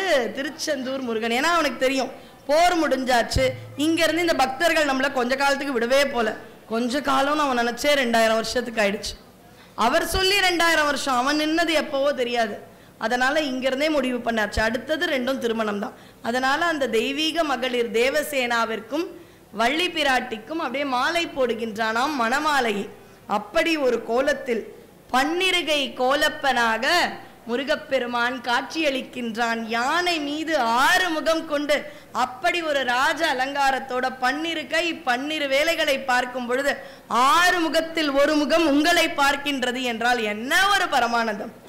வந்தியா, வா, என்ன வேணும், அவ்வளவுதானே தர அப்படின்னு ஒரு நம்பிக்கை கொடுக்கும் ஒரு முகம் இருக்கான். அப்படி ஒரு நம்பிக்கையோடு இருக்கக்கூடிய அந்த முகத்தோடு அங்கு ஒரு வள்ளல் காத்து கொண்டிருக்கின்றான். திருச்சிரலை வாய் போங்க, கேட்டதெல்லாம் கிடக்க இருக்கான். அதோட முடிஞ்சிருச்சுன்னு நினைக்காதீங்க, வாங்க இன்னும் கொஞ்சம் கூட்டம் வேற எங்கேயாவது வரணும், ஆவினன்குடி போகலாம் அப்படின்னு அங்கிருந்து நக்கீரர் நம்மளை எங்க கூட்டின்னு போறாரு, திரு ஆவினன்குடி அப்படின்ற ரொம்ப ஒரு அழகான தலம். முன்னாளில் அது கொங்கு நாட்டில் இருந்தது, இப்ப பாத்தீங்கன்னா அது பாண்டிய நாடு. சரி, நம்ம எல்லாருமே ஆவினன்குடி வந்தாச்சு. ஒரு திருப்புகழ், ஆவினன்குடி திருப்புகழோட யாருக்கெல்லாம் தெரியுமோ நல்லா பாடுங்க. இந்த கூட்டு பிரார்த்தனை இருக்கு பாருங்களேன், வரப்போற 2025 நாடும் வீடும் வளமாக நலமாக எந்த ஒரு பெருந்தொற்றும் இல்லாமல், இயற்கை இடர்பாடு இல்லாமல் ஒரு வளத்தோட எங்களை வாழ வைப்பாய்ன்ற அந்த கூட்டு பிரார்த்தனைக்கு அவ்வளவு மகிமை உண்டு. நாதவிந்து கலாதி நமோ நம. மொபைல் இருக்குன்னா போடுங்க, உடனே வந்துடும். வேத மந்திர ஸ்வரூபா நமோ நம. ஞான பண்டித சுவாமி நமோ நம. வெகு கோடி நாம சம்பு குமார நமோ நம. போகந்தரி பாலா நமோ நம. நாகபந்த மயூரா நமோ நம. பரசூரர். முருகனுடைய திருவடிகளில் நாகமும் மயூரமும் ஒன்னாதான் இருக்கும், 2ம் பகை. நாகத்துக்கும் மயிலுக்கும் ஆகாது. ஆனா முருகன்னு வந்தா பகை மறந்துடுதே, அவங்க பக்கத்திலேயே சீட்டு போட்டா உட்கார்ந்துக்கிறோமே, அப்படி ஒரு நிலைமை வந்துடுது. சேத தண்ட வினோதா நமோ நம. கீத கிங்கினி பாதா நமோ நம. தீர சம்பிரம வீரா நமோ நம. கிரிராஜ. இந்த ஒரு அடுத்த வர 4 வரிகள் மட்டும் 2 தடவை பாடலாம். நான் சொல்றேன், சில பேர்கிட்ட மொபைல் இருக்காது, பாடல் வரி ஞாபகம் இருக்காது, 2 தடவை பாடிடலாம் இந்த 4 வரிகள் மட்டும். தீபமங்கள ஜோதி நமோ நம. தூய அம்பல லீலா நமோ நம. தேவ குஞ்சரி பாகா நமோ நம. அருள் தாராய். இந்த 4 வரியாவது வீட்டுல தினமும் விளக்கேத்தி வச்சுட்டு கத்தி பாடுங்க. நம்ம குரல் முருகனுக்கு தான். 2 பேர் 3 பேர் வீட்டில் ஏதாவது பரிகாசம் பண்ணாங்க, 2 நாள் பண்ணுவாங்களா, 4 நாள் பண்ணுவாங்களா, 1 மாசத்துல அவங்களும் அந்த தெரியாம ஹம் பண்ண ஆரம்பிப்பாங்க. அதுதான் உண்மை. ஈதலும் பல கோலால பூசையும் ஓதலும் குணாசார ரீதியும் ஈரமும் குரு சீர்பாத சேவையும் மறவாத ஏழ்தலம் புகழ் காவேரியால் விளை சோழ மண்டல மீதே மனோகர ராஜகம்பீர நாடாளும் நாயக்க வயலூரா. ஆதரம் பயில் ஆரூரர் தோழமை சேர்தல் கொண்டவரோடே முன்னாளினில் ஆடல் வெம்பரி மீதேறி மா கையிலேகி. ஆதி அந்த உலாவாசு பாடிய சேரர் கொங்குவை காவூர் நன்னாடதில் ஆவினன் குடி வாழ்வான தேவர்கள் பெருமாளே. எனக்கு ரொம்ப நாள் சந்தேகம், சேரமான் பெருமான் சுந்தரருடைய நண்பர் தெரியும் நமக்கு. 5 எழுத்து மந்திரத்தை குதிரை காதில் சொல்லி சுந்தரருக்கும் முன்னாடி கைலாயம் சென்று களரிற்றறிவார்னு பேரு, இருக்கக்கூடிய பறவை விலங்குகளுடைய மொழி கூட தெரிந்தது.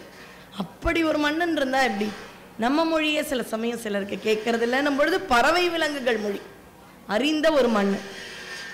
ஏன் இவரை பத்தி ஆவினன்குடி திருப்புகள்ல அருணகிரியார் சொல்ல, சேரமான் பெருமான் போற்றுறதுக்குரியவர், அதுல மாற்றுக்கிறது இல்லை. ஆவினன்குடி பெரிய தரம். அருணகிரியார் திருப்புகள் ரொம்ப நல்லது. நேத்திக்கு முத்தைத்தரு பாடினோம். அவருக்கு எப்படியெல்லாம் பாடணும்னு தெரியாம பாடிட்டார்னு வயலூர் திருப்புகள்ல பிள்ளையார் சொல்றாரு. இங்க வா, முத்தைத்தரு நல்லா இருந்தது, ஆனா நிறைய போர்க்கள காட்சியா இருந்தது, வேற மாதிரி பாடணும். முருகன்னா எப்படி? மயில் இருக்கணும், வேல் இருக்கணும், சேவல் இருக்கணும், வள்ளி இருக்கணும், தேவி யானை இருக்கணும், அவனுடைய திருவடிகள் இருக்கணும், முற்றிய தோள்கள் இருக்கணும், அடியார்கள் இருக்கணும். இதெல்லாம் வச்சு பாடு. உன்னுடைய பாட்டெல்லாம் 2024 டிசம்பர்ல கூட திருப்புகழ்னு எல்லாரும் பாடுவாங்க காரணீஸ்வரர் கோயில. இப்படி சொல்லி கொடுத்தது யாருன்னா பிள்ளையார். அதுக்கப்புறம் அவர் சரியாதான் பாடுறார். அப்ப ஆவினன்குடியில திடீர்னு சேரமான் பெருமான் ஏன் வந்தார்? எல்லாரும் பக்தர்கள் கூட்டிட்டு வர்றதுல தப்பில்லை. ஆனா அதுக்கப்புறம் தான் அதற்கான விடை கிடைத்தது. பழனி ஆவினன்குடி திருக்கோயிலை நம்முடைய சேரமான் பெருமான் திருப்பணி செஞ்சிருக்க. அந்த திருப்பணி செய்ததால் அப்ப ஒரு பாடல் எவ்வளவு வரலாற்று செய்திகளை நமக்கு கொடுக்கின்ற. அவர் செய்ததால் சேரமான் பெருமானை பற்றிய குறிப்பை அருணகிரியார் திரு ஆவினன்குடியில் வைத்து பாடுகின்றார். இப்ப நம்ம எல்லாரும் எங்க வந்துட்டோம்? மலை மேல ஏறிலாம் வந்திருப்பீங்க, கொஞ்சம் ஹேர்பின் பென்ஸ்லாம் இருந்திருக்கும் இல்லையா? அப்படி ரெஸ்ட் எடுத்து உட்காருங்க, திருமுருகாற்று படைக்கு போகலாம். அதுக்கு முன்னாடி பழனியை பத்தி கொஞ்சம் தெரிஞ்சுக்கலாம். திரு ஆவினன்குடி இது யாருடைய குடின்னு பாத்தீங்கன்னா ஒரு குறுநில மன்னர்கள் வாழ்ந்த இடம். பேகன்னு ஒருத்தர் தெரியும் இல்லையா, கடையெழு வள்ளல்கள், அவருடைய குலம்னு வச்சுக்கோங்க. அவருடைய முன்னோர்கள் எல்லாம் இருந்தது இந்த இடத்துலதான். ஒரு வள்ளல் இருக்கும் தெய்வத்தில் இருக்கும் மன்னர்களுக்கு அந்த வள்ளல் தன்மை வரத்தான வரும். ஒரு அப்பா ஒரே மாதிரி இருந்தா அந்த பிள்ளைக்கு அந்த பழக்கம் வரும் இல்லையா? அப்பா அவங்க அப்பா திருப்பணினா அள்ளி கொடுப்பார்னும் பொழுது 10ல் ஒரு பிள்ளை வேணா கிள்ளி குடிக்கும், ஆனா 9 பிள்ளைக்கு அந்த அப்பா தன்மை இருக்கும், அந்த பேரை காப்பாற்றுற தன்மை இருக்கும். அதனால அங்க இருக்கக்கூடிய அரசர்கள் வள்ளல்களாக திகழ்வது பெரிய ஆச்சரியம் கிடையாது. ஏன்னா பெரிய வள்ளல் முருகனை பார்த்து வளர்ந்தவங்க இவங்க எல்லாருமே. திரு ஆயினன்குடி, திருநா லக்ஷ்மி, லக்ஷ்மி தேவி எப்பொழுதும் இருக்கும் தலம் நம்ம பழனி. ஆனா பசு, காமதேனு என்ற தெய்வீக பசு வணங்கிய தலம். இன்னைக்கு பாத்தீங்கன்னா நம்முடைய திருக்கோயிலாகட்டும் எல்லா இடத்துலையும் பாத்தீங்கன்னா மயிலாப்பூர்ல இருந்து வர அங்க ஒரு 63 மாதிரி இருக்குன்னு என்னுடைய மகன் வந்து சொன்னோம். இங்க வந்தா அதே மாதிரி ஏதோ 63 விழாக்கு வந்தா மாதிரி இருக்கு. அந்த அளவு சனி பிரதோஷத்தை இந்த ஆண்டு நிறைவு இத்தனை பேரை கூடி அவ்வளவு அழகா சிவனுடைய அருளை வாங்குறீங்க. முடிஞ்சா எதுவுமே இங்க கட்டாயம் கிடையாது. நம்முடைய தர்மத்துல முடிஞ்சா பசுவிற்கு ஒரு பழமாவது கொடுங்க. முடிஞ்சா குறிப்பா பிரதோஷம் அன்று அதை நினைவில் வைத்து கொண்டு காலையிலேயே கூட கொடுத்துடலாம். ஏன்னா சாயந்தர டயத்துல வந்து ஒரே சமயத்துல அகத்திக்கீரையை போட்டு அதை ரொம்ப ரொம்ப சாப்பிட வச்சு அந்த பசுவை டயர்டாக்கவே நம்ம டைம் ஸ்பிளிட் பண்ணிக்கலாம், தப்பு இல்லை. அதனால முடிஞ்சா இங்க இருக்கிற பசுக்கே கொடுத்துடாதீங்க, அதுங்க சாப்பிட்டு டயர்டா இருக்கும். வீட்டுக்கிட்ட ஏதாவது 1-2 பசு சாப்பிடாம இருக்கும். ஒரு 10 ரூபாய்க்கு 2 பழம் 3 பழம் கிடைக்குதா, பழ வியாபாரிகள் கிட்ட போய் அடியேன் இப்படியே கேட்டுட்டு அண்ணா 50 ரூபாய்க்கு கொடுத்துருங்க. இன்னைக்கு நல்லா இருக்கணும், பழம் கனிஞ்சு இருக்கணும், நாளைக்கு தாங்காது. அப்படி இருக்கிற கனிஞ்ச பழமா கொடுங்க. பசுவுக்கு போடுறேன்னா அவங்க கொஞ்சம் கூடுதலாவே கொடுத்துட்றாங்க. அண்ணா எந்த அளவு கூட கொடுத்தீங்கன்னு தெரியாது, அந்த புண்ணியம் உங்களுக்கே வரட்டும்னு வாங்கின்னு வந்து என் குழந்தைங்களோடைய விளையாட்டா வீதி வீதியா போவேன். என்னுடைய சின்ன குழந்தை யூகேஜி படிக்குது, வா நம்ம 2 பேரும் போகலான்னு ஒரு பசுவா பார்த்து பார்த்து பார்த்து பார்த்து தேடி தேடி கொடுப்போம். அது குழந்தைகளை கூட்டின்னு போற ஒரு விளையாட்டா இருக்கலாம், ஆனால் அது விளையாட்டு இல்லை, பெரிய அறத்தை அதன் மனதில் நாம் விதைக்கின்றோம். குழந்தைகளுக்கு அந்த சமயத்துல சந்தோஷமா இருக்கும். ஆனா அது தன்னை அறியாமல் இப்படித்தான் பசுவுக்கு ஆவிற்கு நாம் கொடுக்க வேண்டும் அப்படின்ற ஒரு பெரிய அற சிந்தனையானது நம்முடைய சொல்லை தாண்டி செயலில் தான் குழந்தைகள் உணர்ந்து கொள்வார்கள். ஆனா தெய்வீக பசு காமதேனு. முதல்ல லக்ஷ்மி வணங்கிய தலம் திரு, காமதேனு வணங்கிய தலம். இனன்னா சூரியன், சூரியன் வணங்கிய தலம் திரு ஆயினன்குடி. இதான் சில தலங்கள்ல பாத்தீங்கன்னா மலை அடிவாரத்திலும் கோயில் இருக்கும், மலை மேலையும் கோயில் இருக்கும். உதாரணம்னு பார்த்தீங்கன்னா திருச்செங்கோடு, மலை அடிவாரத்துலேயும் கோயில் இருக்கும், மலை மேலேயும் கோயில் இருக்கும். திருக்கழுக்குன்றம், மலை அடிவாரத்துலேயும் சுவாமி கோயில் இருக்கும், மலை மேலேயும் இருக்கும். இப்போ நான் சொல்கிற தலம் ரொம்ப அழகான தலம், நிறைய பேர் போயிருப்பீங்க. சிலர் போகலைன்னா போயிட்டு வாங்க அப்படின்றது ஒரு விண்ணப்பம். ஏன்னா நான் ஆனந்தமாக போயிட்டு வந்த தலம் திருக்கச்சூர்னு ஒரு தலம். ரொம்ப தூரம்லாம் இல்லை, சில சமயம் ரொம்ப ரொம்ப தூரமாக இருக்கிற தலத்துக்கெலாம் ஆசைப்பட்டு போவோம். இது ரொம்ப தூரம் கிடையாது, செங்கல்பட்டுக்கிட்ட இருக்கு. ஒரு அரை நாள் ஒரு விடுமுறையில் வச்சா சிலர்லாம் போயிருப்பீங்க. செங்கல்பட்டு அங்கே நரசிம்மர் திருக்கோயில் இருக்கும். அந்த நரசிம்மர் திருக்கோயிலிருந்து ஒரு அரை மணி நேரத்துக்குள்ளேயே இருக்கக்கூடிய அழகான சுந்தரரால் பாடல் பெற்ற ஆலயம். ரொம்ப அழகா இருக்கும் அந்த திருக்கோயில். அங்கேயும் பார்த்தீங்கன்னா மலை அடிவாரத்திலும் கோயில் இருக்கும். மலை மேல் இருக்கும் இறைவனை பற்றி சொல்லியே ஆக வேண்டும். இந்த இடத்துல சுந்தரர் பசியோட வரார். சுந்தரருக்காக இறைவன் பிக்ஷை எடுத்து உணவு கொடுக்கிறது இன்றும் அந்த ஐதீகம் நடக்குது. மலை அடிவாரத்திலும் இருக்கும், ரொம்ப விசேஷமா இருக்கும் அந்த கோயில். ரொம்ப நிசப்தமா ஆனந்தமா இருக்கும். நமக்கு எந்த அளவு அடியார்களோடு வணங்கும் ஒரு கூட்டமும் ஆனந்தம் என்றால், ஒரு சில நாட்களில் அமைதியாக இறைவனோடு பேசுவதும் ஒரு ஆனந்தம். மலைன்னு சொல்றேன், ஆனா குன்று தான். அப்படி குன்றின் மேல் ஏறினோம்னா ரொம்ப அழகான ஒரு கோயில். சில இடங்களில் தான் சென்னையில் தியாகர் இருப்பார். தியாகராஜர் திருவாரூர்ல இருக்கார், உங்களுக்கு தெரியும். திருவாரூரை சுற்றியுள்ள சப்தவிடங்க தலங்கள்னு இருக்கு, அதெல்லாம் தியாகராஜர் அருள் பாலிக்கும் தலம். ஆனா சென்னையில சில கோயில்ல தியாகராஜர் உண்டு. எங்க? திருவான்மியூர், திருவொற்றியூர். அதுபோல தியாகர், மாணிக்க தியாகர் உறையும் தலம் திருக்கச்சூர். அந்த இடத்துல இறைவன் பெரிய டாக்டரா இருக்கார். அவர் பேரு மருந்தீஸ்வரர்னே பேர். இந்திரனுக்கு தீராத வியாதி, என்ன வியாதினே கண்டுபிடிக்க முடியல. அவனுக்கு ஃபேமிலி டாக்டர்ஸ் 2 பேர், அஸ்வினி தேவர்கள்னு 2 பேர் இருப்பாங்க. அதான் ஃபேமிலி டாக்டர்ஸ். அவங்களாலே கண்டுபிடிக்க முடியல.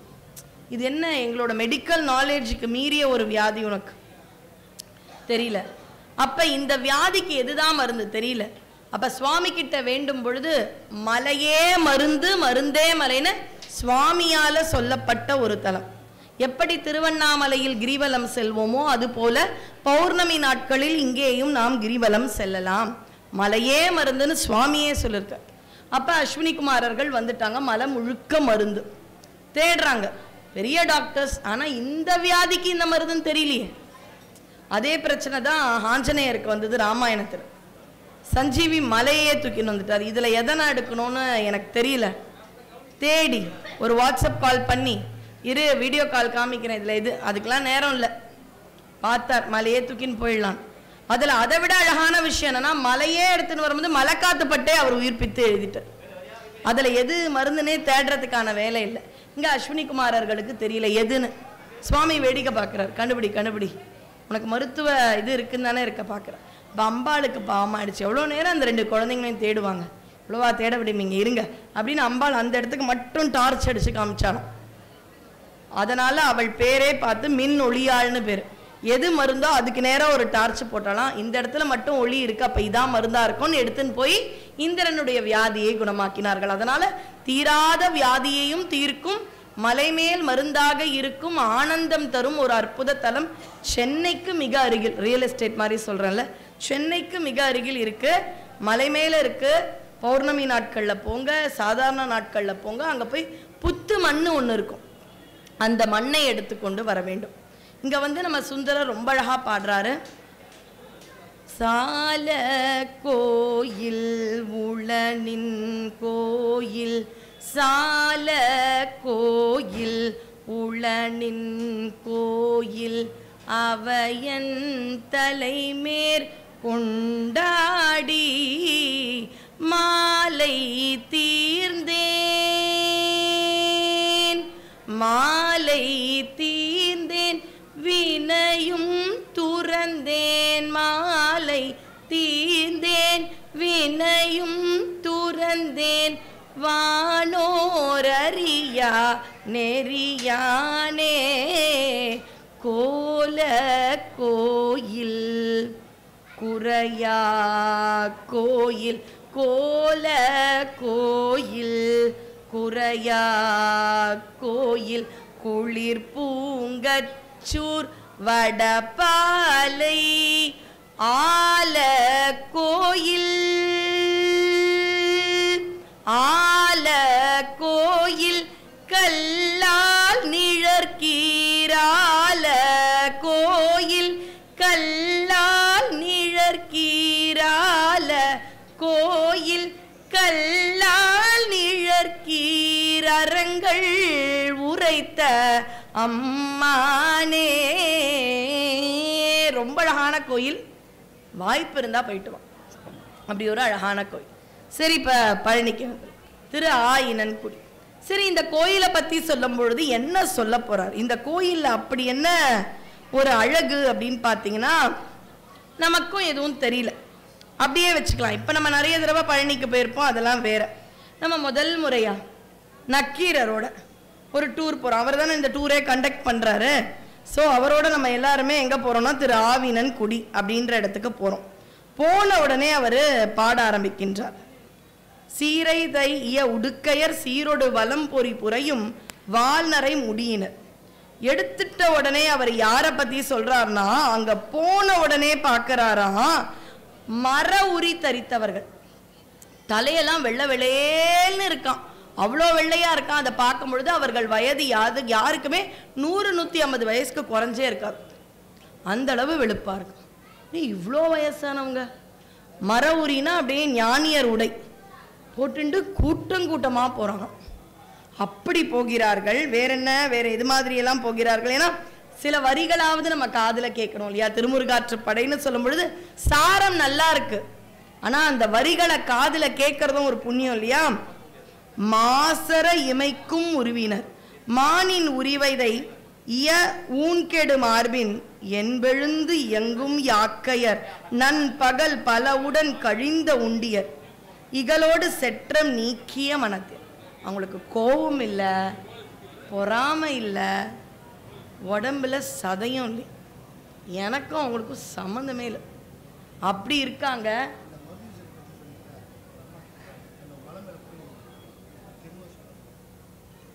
அடியார் யாரோ கேட்டீங்களா?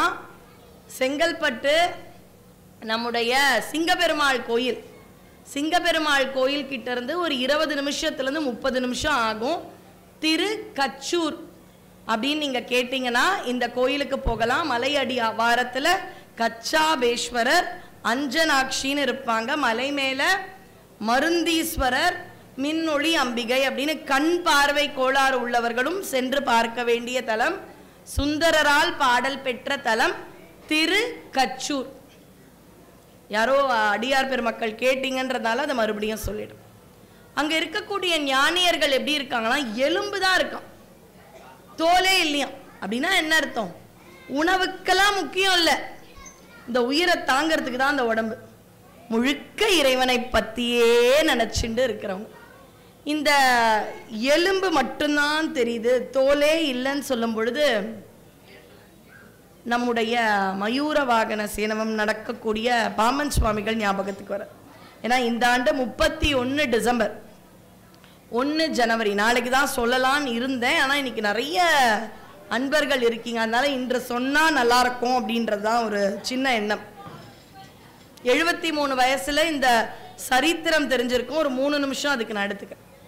73 வயசுல பாரிஸ் தம்புச்செட்டி தெருவில் நம்முடைய பாம்பன் சுவாமிகள் நடக்கிற குதிரவண்டி வந்து இடிச்சு அவருடைய இடது கால் கணுக்காலில் ஃப்ராக்சர். அங்கே இருக்கிற அரசு மருத்துவமனை, இன்னைக்கும் இந்த மர்லின் மென்ரோன்ற அந்த அறை இருக்கு. அங்கே போனால் அந்த கல்வெட்டு இருக்கு, அங்கே சேர்க்குறாங்க. இந்த காலை பார்த்து இதுக்கு இனிமே எதுவும் பண்ண முடியாது, தானா சேராது, அதுக்கான வயசில். முக்கியமான விஷயம் இவருடைய எலும்புல வலுவே இல்லைன்ட்டு. 40 வயசானாலே உங்க எலும்புல சக்தி இல்லையா அப்படின்னு விளம்பரம்லாம் இப்போ வருது, பார்த்துருப்பீங்க. அப்போ புரோட்டீன்னு ஒன்று அவசியம், புரதச்சத்து. அது பருப்பு வகைகள்லாம் நிறைய இருக்கும். இந்த ஞானியர்கள் உப்பு புளி இது மாதிரி சுவையான உணவுல எப்பவுமே இருக்க மாட்டாங்க. எப்பவுமே அவர்களுக்குள்ள இந்த அற்புதமான ஆன்மாவை தாங்க அந்த உடம்பு வேணும், அவ்வளவுதான் அவங்க கருத்து. அப்படிதான் இருப்பாங்க. அதனால அவருக்கு உணவுல பெரிய ஈடுபாடு இல்லை, பெரிய ஆரோக்கியமான உணவுல அவர் நாட்டம் செலுத்தல. அதனால புரதச்சத்து கம்மி, கால் எலும்பு முறிஞ்சே போயிடுது. இதுக்கு அறுவை சிகிச்சைக்கும் வாய்ப்பு இல்லை, காலை வெட்டி எடுக்கும். இதுதான் அங்க இருக்கக்கூடிய நிலைமை. ஆனா அவர் மட்டும் நம்பிக்கையோட இருக்கலாம்னு சொல்ல முடியாது. சில சமயம் சில மருத்துவருக்கு அவர் கண்டுபிடிச்ச மருந்தே அவருக்கே உபயோகமா. அப்படி அவர் கண்டுபிடிச்ச ஒரு அற்புதமான ஔஷதம் மருந்து தான் ஷண்முக கவசம். 30 பாடல்கள். மிகைக்காக சொல்லலை, மேடைக்காக சொல்லலை, சத்தியமா சொல்றேன். ஏன்னா முருகன் பார்த்துட்டே இருக்கான். சில இடத்துல பார்த்தீங்கன்னா அந்த முதலாளி பார்த்துட்டே இருக்கும் பொழுது ஒரு மீட்டிங் நடத்துறது ரொம்ப கஷ்டம். முருகனை பற்றி பேசணும்னு இப்படி பார்த்தா சுவாமியாவது கொஞ்சம் அங்கே இருக்கார். சில ஆண்டுகள் நான் ஐயாவை பற்றி பேசுவேன், அப்பா அப்படி இருப்பார். இங்கே இந்த ஆண்டு முருகனை பற்றி எடுத்துகிட்டு இப்படி திரும்பினா முருகன் தெரிகிறார், அவர் பார்த்துட்டே இருக்கார். சத்தியமாக எங்கள் வீட்டில் எவ்வளவு தடவை யாருக்கு சின்னதாக உடம்பு வந்து, என்னுடைய சிற்றன்னைக்கு புற்றுநோய் வந்த அளவில் கூட ஷண்முக கவசத்தால் இன்னைக்கு வரை ஆரோக்கியமாக இருக்கும்னா அது பாம்பன் சுவாமிகளையும் முருகன் கருணையை தான். அடியனுடைய தாத்தா பாம்பன் சுவாமிகள் சமாதியான உடனே அவரை தூக்கி சென்ற அந்த 4 மாறி மாறி தூக்குவாங்க இல்லையா சுவாமிகளை, அதில் ஒருத்தராக என்னுடைய தாத்தா இருந்தார். என்னுடைய தாத்தாவிற்கு டபுள் நிமோனியான்னு அந்த காலத்தில் ஒரு வியாதி, இந்த பெருந்தொற்று மாதிரி. அப்போ டபுள் நிமோனியா அப்படின்றத இங்கே யாராவது வயதில் பெரியவர்களுக்கு அதை கேள்விப்பட்டிருப்பீங்க. அந்த வியாதி வந்து அவருக்கு ஒரு 24 வயசு ஆகும் பொழுது உயிர் போகும் அளவு அந்த வியாதியால் அவர் ரொம்ப அவதியுற்றார். அவருக்கு அம்மா கிடையாது, தாத்தாக்கு சின்ன வயசுலேயே இதுவானாங்க. ரொம்ப முருக பக்தியுடைய குடும்பம், கந்தசுவாமி தான் அவங்களுக்கு குலதெய்வம். அப்போ பாம்பன் சுவாமிகளுடைய அணுக்க தொண்டராக இருந்தவர் என்னுடைய தாத்தாவிற்கு ரொம்ப தூரத்து சொந்தம். இவரை பற்றி சொல்லி உங்கள் மேலே ரொம்ப பக்தியாக இருப்பார், 24 வயசு பையன், டபுள் நிமோனியா, ரொம்ப கவலைக்கிடமாக இருக்கார் சொல்லிட்ட உடனே இது இந்த இடத்துல உட்காந்து சொல்கிறேன், அதனால் வேறு எதுக்கும் நான் சொல்லலை. பாம்பன் சுவாமிகள் வந்து திருவல்லிக்கேணியில் அடியனுடைய தாத்தாவுக்கு விபூதி வச்சுட்டு விபூதியை தூவி கல்யாண சுந்தரம்ன்றது அவர் பேர், எழுந்துடுறா கல்யாணம் அப்படின்னு போயிட்டாராம். அடுத்த நாள் நிஜமாவே எழுந்து உட்காந்துட்டாராம். தாத்தா 84 85 வயசு வரை அதுக்கப்புறம் இருக்கு. அதனால் அந்த பரம்பரையே இன்னைக்கு நாங்கள் வந்திருக்கோன்னா அங்கே அவர் போட்ட பிச்சை. இன்றைக்கும் இதை நான் வாங்குற மருந்து நம்ம சொல்லுவோம்ல, முட்டி வலிக்கு தான் இந்த க்ரீம் தடவுங்களேன் ரொம்ப நல்லா இருக்கும், கை வலிக்கு தான் இங்கே ஒரு ஆர்த்தோ டாக்டர் இருக்கார், ரொம்ப நல்ல மருத்துவர், நீங்கள் போங்க அப்படி சொல்கிற மாதிரி நான் சொல்ல போகிற மருந்து எல்லா வியாதிக்குமே தகும், எல்லா வயசுக்கும் தகும், காலத்துக்கு உங்கள் பரம்பரைக்கே கவசமாக இருக்கும். அண்டமாயவனியாகி அரியனா பொருளுதாகி தொண்டர்கள் குருமாகி துகளறு தெய்வமாகி என் திசை போற்று நின்ற என்னருள் ஈசனான திந்திரல் சரவணத்தான் தினமும் என் சிரசை காக்க. இவ்வளவுதான் ஒரு பாட்டு. ஆதியாம் கைலை செல்வன் அணி நெற்றி தன்னை காக்க, தாதவள் கடப்பம் தாராம் தானிரு நுதலை காக்க, சோதியாம் தனிகை ஈசன் துரிசிலா விழியை காக்க, நாதனாம் கார்த்திகேயன் நாசியை 5 காக்க. ஈ அந்த மாதிரி உயிரெழுத்துக்கள் 12, மெய்யெழுத்துக்கள் 18. நிறைவா இனமென தொண்டரோடும் இணங்கிடும் செட்டி காக்க. ஏன்னா வளையல் வியாபாரியா வந்தாராம், அதனால இணங்கிடும் செட்டின்னு பாடுறான். இணங்கிடும் செட்டி காக்க, தனிமையில் கூட்டம் தன்னில் சரவண பவனார் காக்க. நனி அனுபூதி சொன்னது யாரு? அருணகிரியார். நனி அனுபூதி சொன்ன நாதர்கோன் காக்க, இத்தை கனிவோடு சொன்னதாசன் கடவுள்தான் காக்க வந்தே. 30 பாடல்கள். நீங்க சீர்காழி ஐயா, டிஎம்எஸ் ஐயா அவர்கள் போட்டதை கேட்டு சிலருக்கு தெரியுது, நான் சொல்லும் பொழுதே வாயசைக்கிறீங்க, அதை பார்த்தா சந்தோஷமா இருக்கு. தெரியாதவர்கள் ரொம்ப ரொம்ப நல்ல மெடிசன். சில மெடிசன் சாப்பிடும் பொழுது சைடு எஃபெக்ட்ஸ் உண்டு. அதை அடியன் வந்து வேதவியல் படித்தேன், கெமிஸ்ட்ரியில் வந்து அட்வர்ஸ் எஃபெக்ட்னு சொல்லுவோம். எந்த சைடு எஃபெக்டும் கிடையாது. அப்படிப்பட்ட மருந்து. எனக்கு கொஞ்சம் சுகர் சாப்பிடலாமா, பிபி இருக்கு சாப்பிடலாமா, சர்ஜரி எதுனாலும் இந்த மருந்தை சாப்பிடலாம், பார்க்காமே சொல்லிடுவேன் ஒரு டாக்டர் மாதிரி. ஏன்னா எனக்கு ஒரு பெரிய ஆட் கொடுத்த பிரிஸ்கிரிப்ஷன் எங்கள் குடும்பத்தில் இருக்கு. அதனால நீங்கள் எல்லாரும் இந்த மருந்தை தினம் தினம் சொன்னீர்கள் என்றால் ஆரோக்கியமான வாழ்வு கண்டிப்பாக இருக்கு. அப்படி முருகன் அருளோல திரு ஆவினன் குடிக்க நம்ம இருக்கும். எதனால் வந்தது? அந்த இடத்துல பாம்பன் சுவாமிகள் 11வது நாள் அப்படியே வானத்தை பார்த்துன்னு இருக்கார். முருகன் ஒருவர், அவர் கண்டுபிடித்த மருந்து தான் இந்த சண்முக கவசம். அவருடைய சீடர்கள் அந்த மருந்தையே அவருக்கு கொடுக்குறாங்க. மருத்துவமனையில் கொடுத்த டாக்டர் மருந்தே இல்லைன்ட்டு, ஆனால் இவருடைய மருந்தையே இவர்கிட்ட தினம் தினம் தினம் தினம் படிக்கிறாங்க. படிச்சுட்டே இருக்கும் பொழுது ஒரு நாள் அந்த ஜன்னல் வழியா வானத்தை பார்த்துட்டு இருப்பார் போல. எனக்கு ஒரு கற்பனை, எனக்கு தெரியாது அந்த காட்சி. திடீர்னு வானம் மறைஞ்சிடுச்சு. ஒரு அழகான மயில் தோகை, இந்த மாதிரி கலர்ல தான் இருக்கும்னு நினைக்கிறேன் இல்லையா மயில், அப்படி ஒரு மயில் தோகை வந்து அழகா ஆடுதான். பக்கத்துல இன்னொரு மயில் ஆடுதான், ரொம்ப அழகா இருக்கா. ஆஹா, மயில் ஆடுதுன்னா இதுக்கு மேல தானே முருகன் இருப்பான். 6வது முகம், அந்த 6 முகத்தில் ஞானியர் முகம்.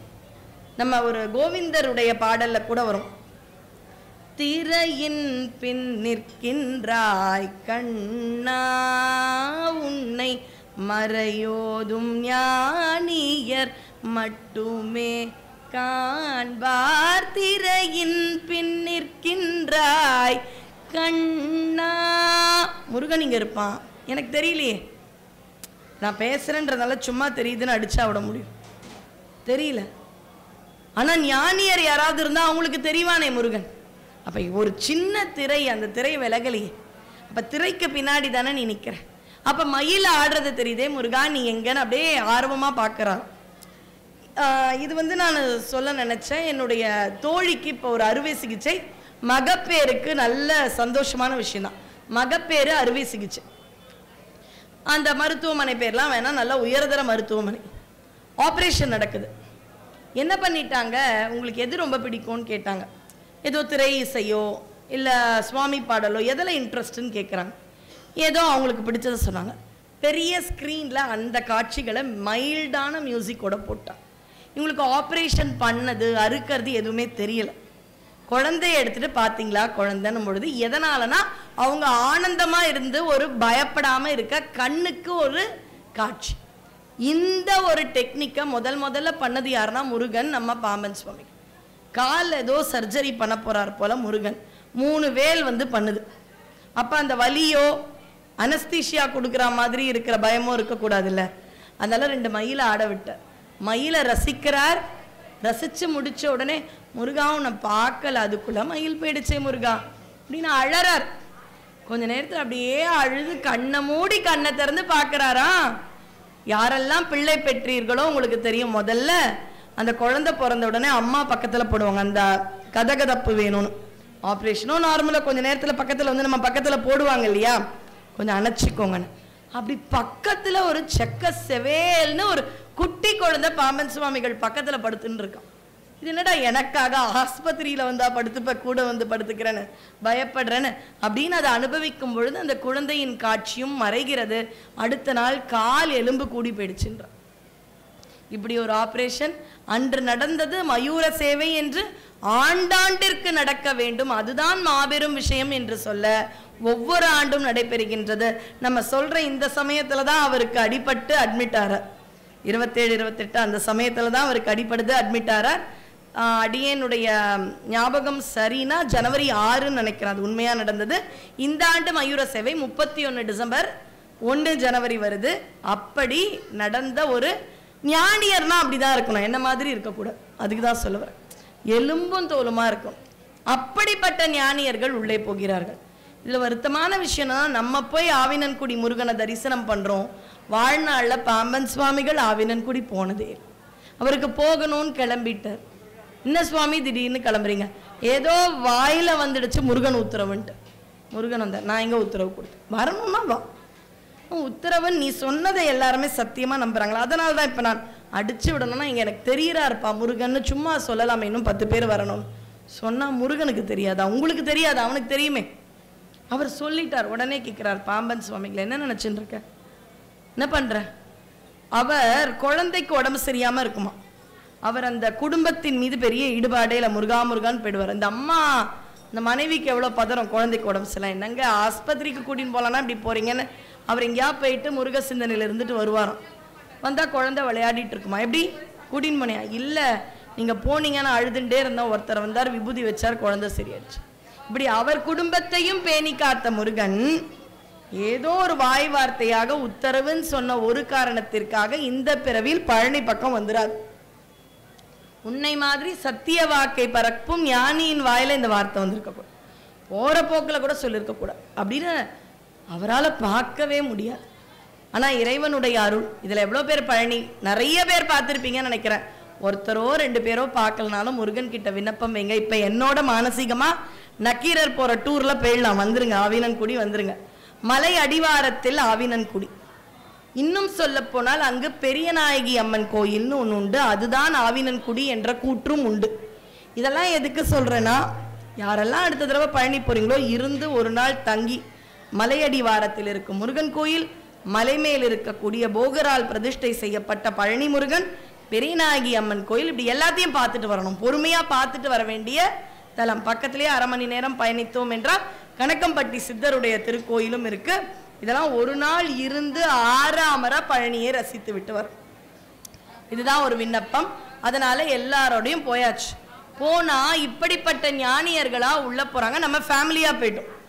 இந்த டூருக்கு நக்கீரரோட நம்ம எப்படி போயிட்டோம்? குடும்பமா போயிட்டோம். ஐயோ ஞானியரா போறாங்களே, நம்ம குடும்பமா வந்துட்டோமேன்னு பார்க்கிறோம். பார்த்தா ஞானியர்கள் பின்னாடி கந்தர்வர்கள் செல்கிறார். யார் இந்த கந்தர்வர்கள் அப்படின்னு பார்த்தீங்கன்னா, பிரம்ம உற்சவ காலத்தில் சிவபெருமானுக்கு அதிகார நந்தின்ற வாகனம் ஒன்று இருக்கும். அப்ப அம்பாளுக்கு மயிலையில கந்தர்வன் கந்தர்வின்னு 2 இருப்பாங்க.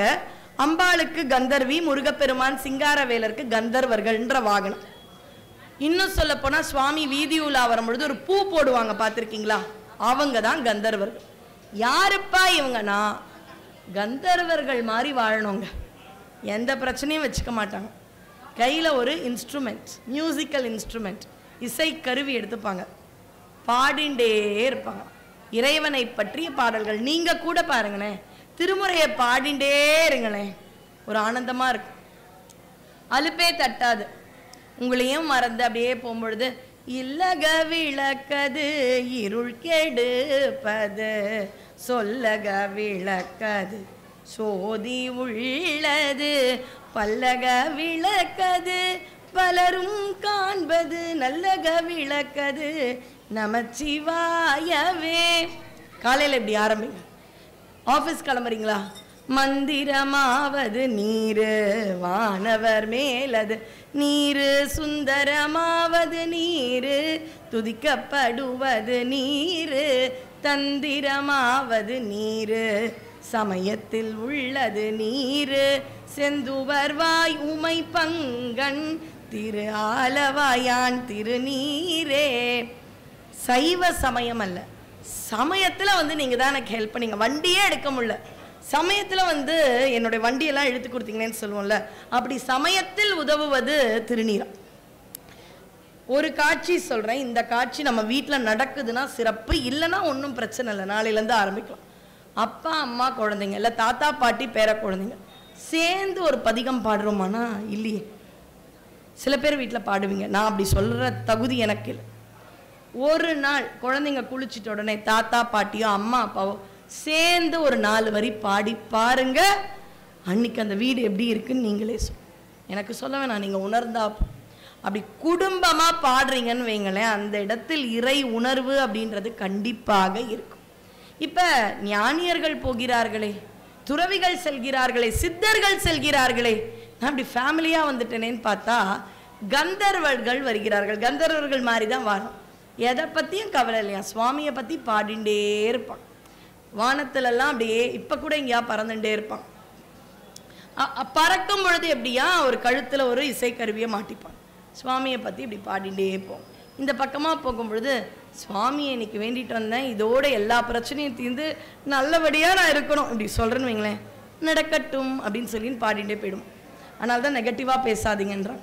எந்த சமயத்தில் பாடும் பொழுது அந்த கந்தர்வர்களுடைய கனெக்ஷன் நமக்கு கிடைக்கும் தெரியாது. ஃபோனுக்கு கனெக்ஷன் முடியுதில்ல, நோ சிக்னல், சிக்னல்னு நம்மளால கண்டுபிடிக்க முடியுதில்ல. அப்போ நம்ம பாடிண்டே இருந்தால் அந்த கந்தர்வர்களோட கனெக்ஷன் வராதானா வரும். அப்போ நல்ல விஷயமா பேசும்பொழுது அவங்க என்ன சொல்லுவாங்கன்னா நடக்கட்டும்ட்டு போவாங்க. அதனால தான் வீட்டில் பெரியவங்கெல்லாம் நல்லதையே பேசு, விளையாட்டுக்கு கூட கெட்ட வார்த்தை பேசாது அப்படின்றத சொல்லுவாங்க. இந்த கந்தர்வர்கள் வெறும்னே போல நமக்கு கம்பெனி தர மாதிரி அவங்க ஒய்ஃப் எல்லாம் கூட்டின்னு வந்துட்டாங்க. அதனால் நம்மளும் ஃபேமிலியாக போகலாம், தப்பே இல்லை. ஏன்னா ஞானியர் போகும்பொழுது நம்மளாம் ஃபேமிலியோடு வந்துட்டோமே. நான் நின்றுட்டேன் கொஞ்சம். பார்த்தா கந்தர்வர்கள் அவங்க மனைவிகளோடு வராங்க. அந்த மனைவி எப்படி இருக்காங்களாம்? ஆரோக்கியமாக இருக்காங்க. இதை எதுக்கு சொல்லணும்? ஒரு திருமுருகாற்றுப்படை, முருகனுடைய கருணை, முருகனுடைய வள்ளல் தன்மை. சரி, கந்தர்வர்கள் சுவாமியை பற்றி பாடுறாங்க. சரி, ஆனால் கூட இருக்கிற கந்தர்விகளை பற்றி, அதுவும் ஆரோக்கியமாக இருக்கிறார்கள்ன்றதை பற்றி எதுக்கு சொல்ல? கணவனும் மனைவியும் ஒன்று சேரி இறைவனை பாடிக்கொண்டே இருந்தால் ஆரோக்கியமாக தான் இருப்போம். அதனால குறிப்பா போட்டிருக்காரு, நானா சொல்லலை. திருமுருகாற்றுப்படையில் நக்கீரர் சொல்லியிருக்கார், அந்த கந்தர்விகளை பார்ப்பதற்கே பார்த்தீங்கன்னா ஆரோக்கியமா இருக்காங்க. ஆரோக்கியமான என்ன மாதிரியும் இல்லையா, ரொம்ப வடிவா எழிலா இருக்காங்களா, ஒல்லியான தேகமா, ஆனா நோஞ்சானா இல்லையா, அவ்வளவு ஆரோக்கியமா ஆனந்தமா இருக்கா. இப்படி ஒரு வாழ்க்கையில போறோம். சரி, நம்ம அடுத்தது போயிடலாமான்னா இருங்க இருங்க இருங்கன்னு தடுக்கிறாங்க. ஏன்னு பார்த்தா பின்னாடியே தேவர்கள் போறாங்க. தேவர்களுக்கும் பின்னாடி திருமால் போற, திருமால் கூட சிவபெருமான் போற. முன்னாடியே போயிடலாமே தேவர்கள், திருமால் முன்னாடியே போயிடலாமே. தேவர்களுக்கெல்லாம் கொஞ்சம் பயமா, வேணாம் வேணாம், நம்மளை பார்த்தா டக்குன்னு கோச்சிப்பான் முருகன். ஏன் கோபப்பட மாட்டானே, ஆனா இங்க கோச்சிக்கிறானா? ஏன்? இந்த கூட்டத்தில் நான் ஒருத்தர் பேரை விட்டுட்டேன். யாரை விட்டுட்டேன்னு தெரியுதா? இது நக்கீரர் சொன்னது. யாரெல்லாம் சொன்ன? ஞானிகள், துறவிகள், சித்த புருஷர்கள் முதல்ல, கந்தர்வர்கள் கந்தர்விகள் பின்னாடியே போறாங்க. தேவாதி தேவர்கள் எல்லாரும் சொல்லிட்டு இப்ப தெய்வங்களுக்கு வர. திருமால் போறார், சிவபெருமான் போறாருன்னு. எந்த தெய்வத்தை விட்டுட்டேன்? பிரம்மனை விட்டுட்டேன். மும்மூர்த்திகளில் முதலாம் அவர் படைத்தல் தொழிலை செய்யும் பிரம்மதேவன் இல்லை. எதனாலயா? பிரம்மனை சிறையில் அடைச்சி வச்சிருக்கானா முருகன். அந்த டயத்தில் இவங்க விசிட் பண்றான். அதனால தேவர்களுக்கும் திருமாலுக்கும் முன்னாடி போனா முருகன்.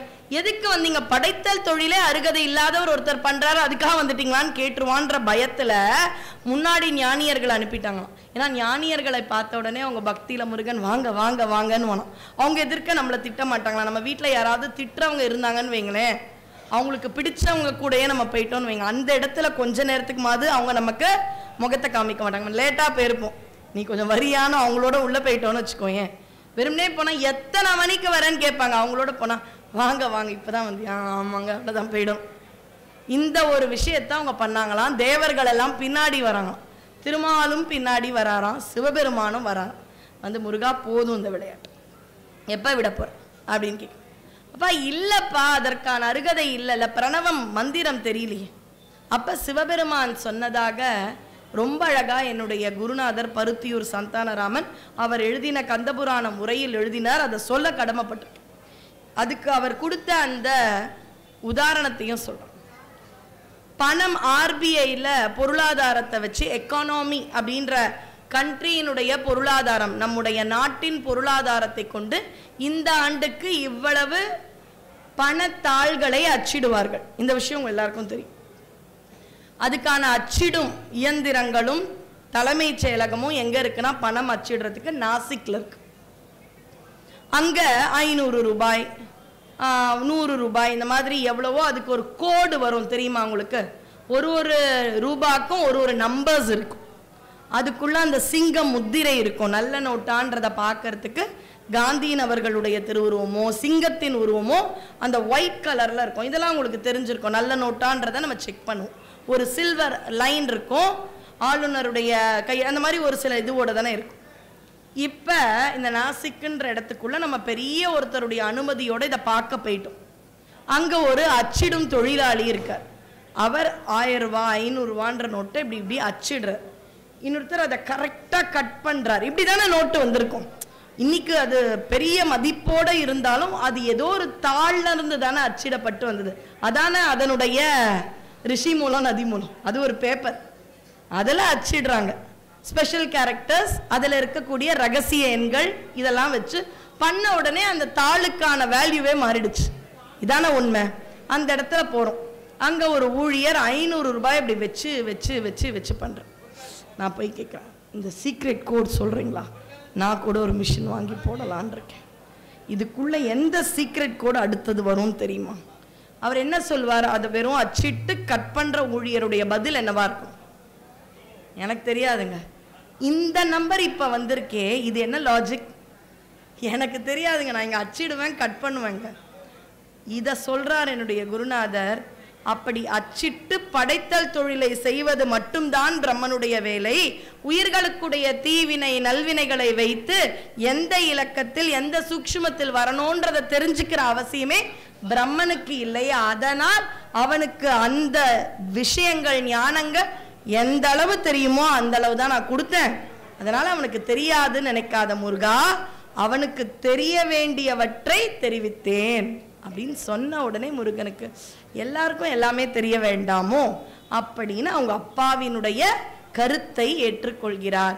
அப்ப இந்த இடத்துல எதனால தேவர்கள் முன்னாடி போகலையா?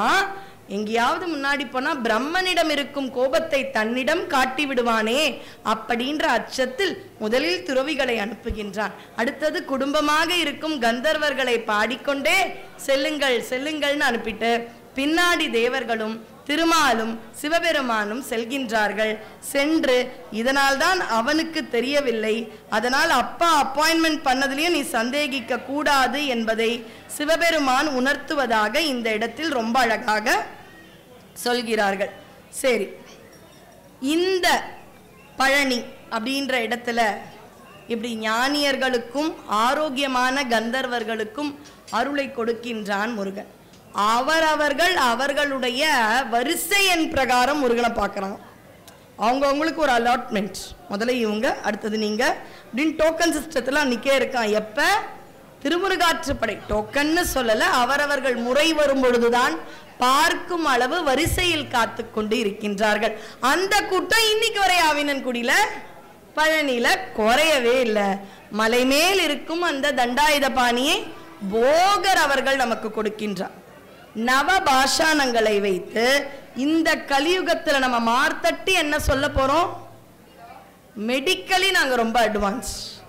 இங்க இருக்கக்கூடிய பெரியவர்கள் யாராவது நீங்க வயத்துல இருக்கும் பொழுது உங்க அம்மா ஸ்கேன் எடுத்தாங்களா? ஆனா அடுத்த தலைமுறைக்கு ஸ்கேன் எடுக்கிறதுன்னு வந்துடுச்சு. அப்ப இப்ப இந்த ஸ்கேன்ன்ற முறையே ரொம்ப அதிகபட்சமா 30 வருஷம் இருக்கலாம், இல்ல தப்புனா ஒரு 35 வருஷம். அப்ப 35 வருஷத்துக்கு முன்னாடி ஸ்கேன்ற ஒரு விஷயம் இல்லாமையே பாரத நாடு இவ்வளோ மக்களை கொடுத்துருச்சான். அப்ப மெடிக்கலி இன்னைக்கு பெரிய அளவு வந்துட்டோம். கரெக்டா?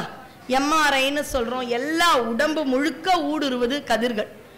ஆனாலும் வியாதி இல்லாம இருக்க முடியுமா? மரணத்தை தள்ளி போட முடியுமானா முடியல.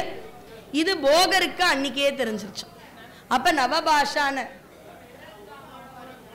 அப்ப நம்முடைய போகருக்கு நவபாஷானத்துல ஒரு சிலை பண்ணணும்னு நினைச்சிட்டேன். சித்தர்கள்னா யாரை வழிபடுவார்கள்? சித்தர்கள்னா சிவம். ஒரு லிங்கத்தை வச்சிருக்கலாமே, இல்ல ஒரு அம்பாளை வச்சிருக்கலாமே, மகா காளியை வச்சிருக்கலாமே தாய்மையோட. ஆனா என்றோ நமக்காக நவபாஷானத்தில் பெரிய மருந்தாக போகர் சிலை அமைக்கும் பொழுது அவர் தேர்ந்தெடுத்த கடவுள் முருகன். ஏன்னா இன்னைக்கு இருக்கக்கூடிய மருந்து முருகன் வழியாக வந்தால்தான் அவர்களுக்கான தீர்வு என்பதை அக்காலத்திலேயே சித்தர்கள் முன்கூட்டியே உணர்ந்ததால் அவர் அப்படி செஞ்சிருக்க. அழகு தெய்வமாக வந்து பழனிமலை மீதில் நிற்போன் ஆதிசக்தி அன்னை தந்த பாலன் அவன் அசுரர் தம்மை வென்ற வடிவேலன். அமுதம் எனுமோர் தமிழில் பாடிடும் அன்பர் வாழவே கருணை செய்வான். ரொம்ப அழகான முருகன். அவன் எப்படி இருக்கான்? குழந்தையாக குமரனாக கோவநாடை துறவியாக கோலம் கொள்ளும் காட்சி என்ன சொல்வேன், அதை கூறுமாய வினைகள் யாவும் வெல்வேன்.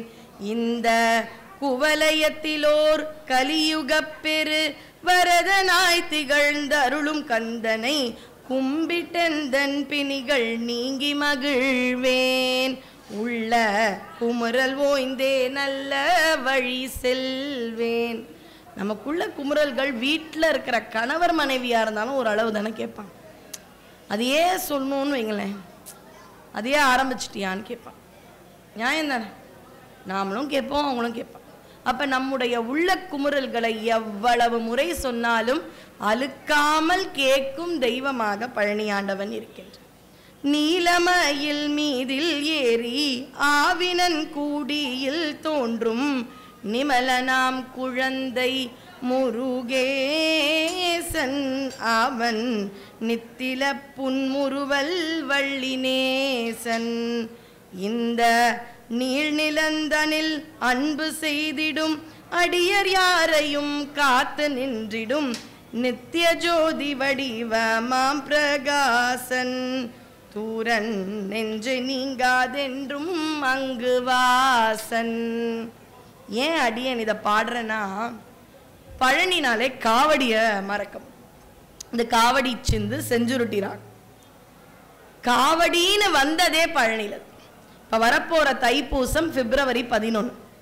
அது முதல் பிரதான கோயில்னா இன்னைக்கு இருக்கலாம் மலேசியா சிங்கப்பூர்னு பாராட்டத்தக்க விஷயம். ஆனா தைப்பூசம் அப்படின்னாலே முதல்ல நினைவுக்கு வருவது பழனி. ஏன் இதை பத்தியும் அடியேன்னு சொன்னேன். கடியுன் கடவுள்னு சொல்றார் நம்முடைய நக்கீரர்.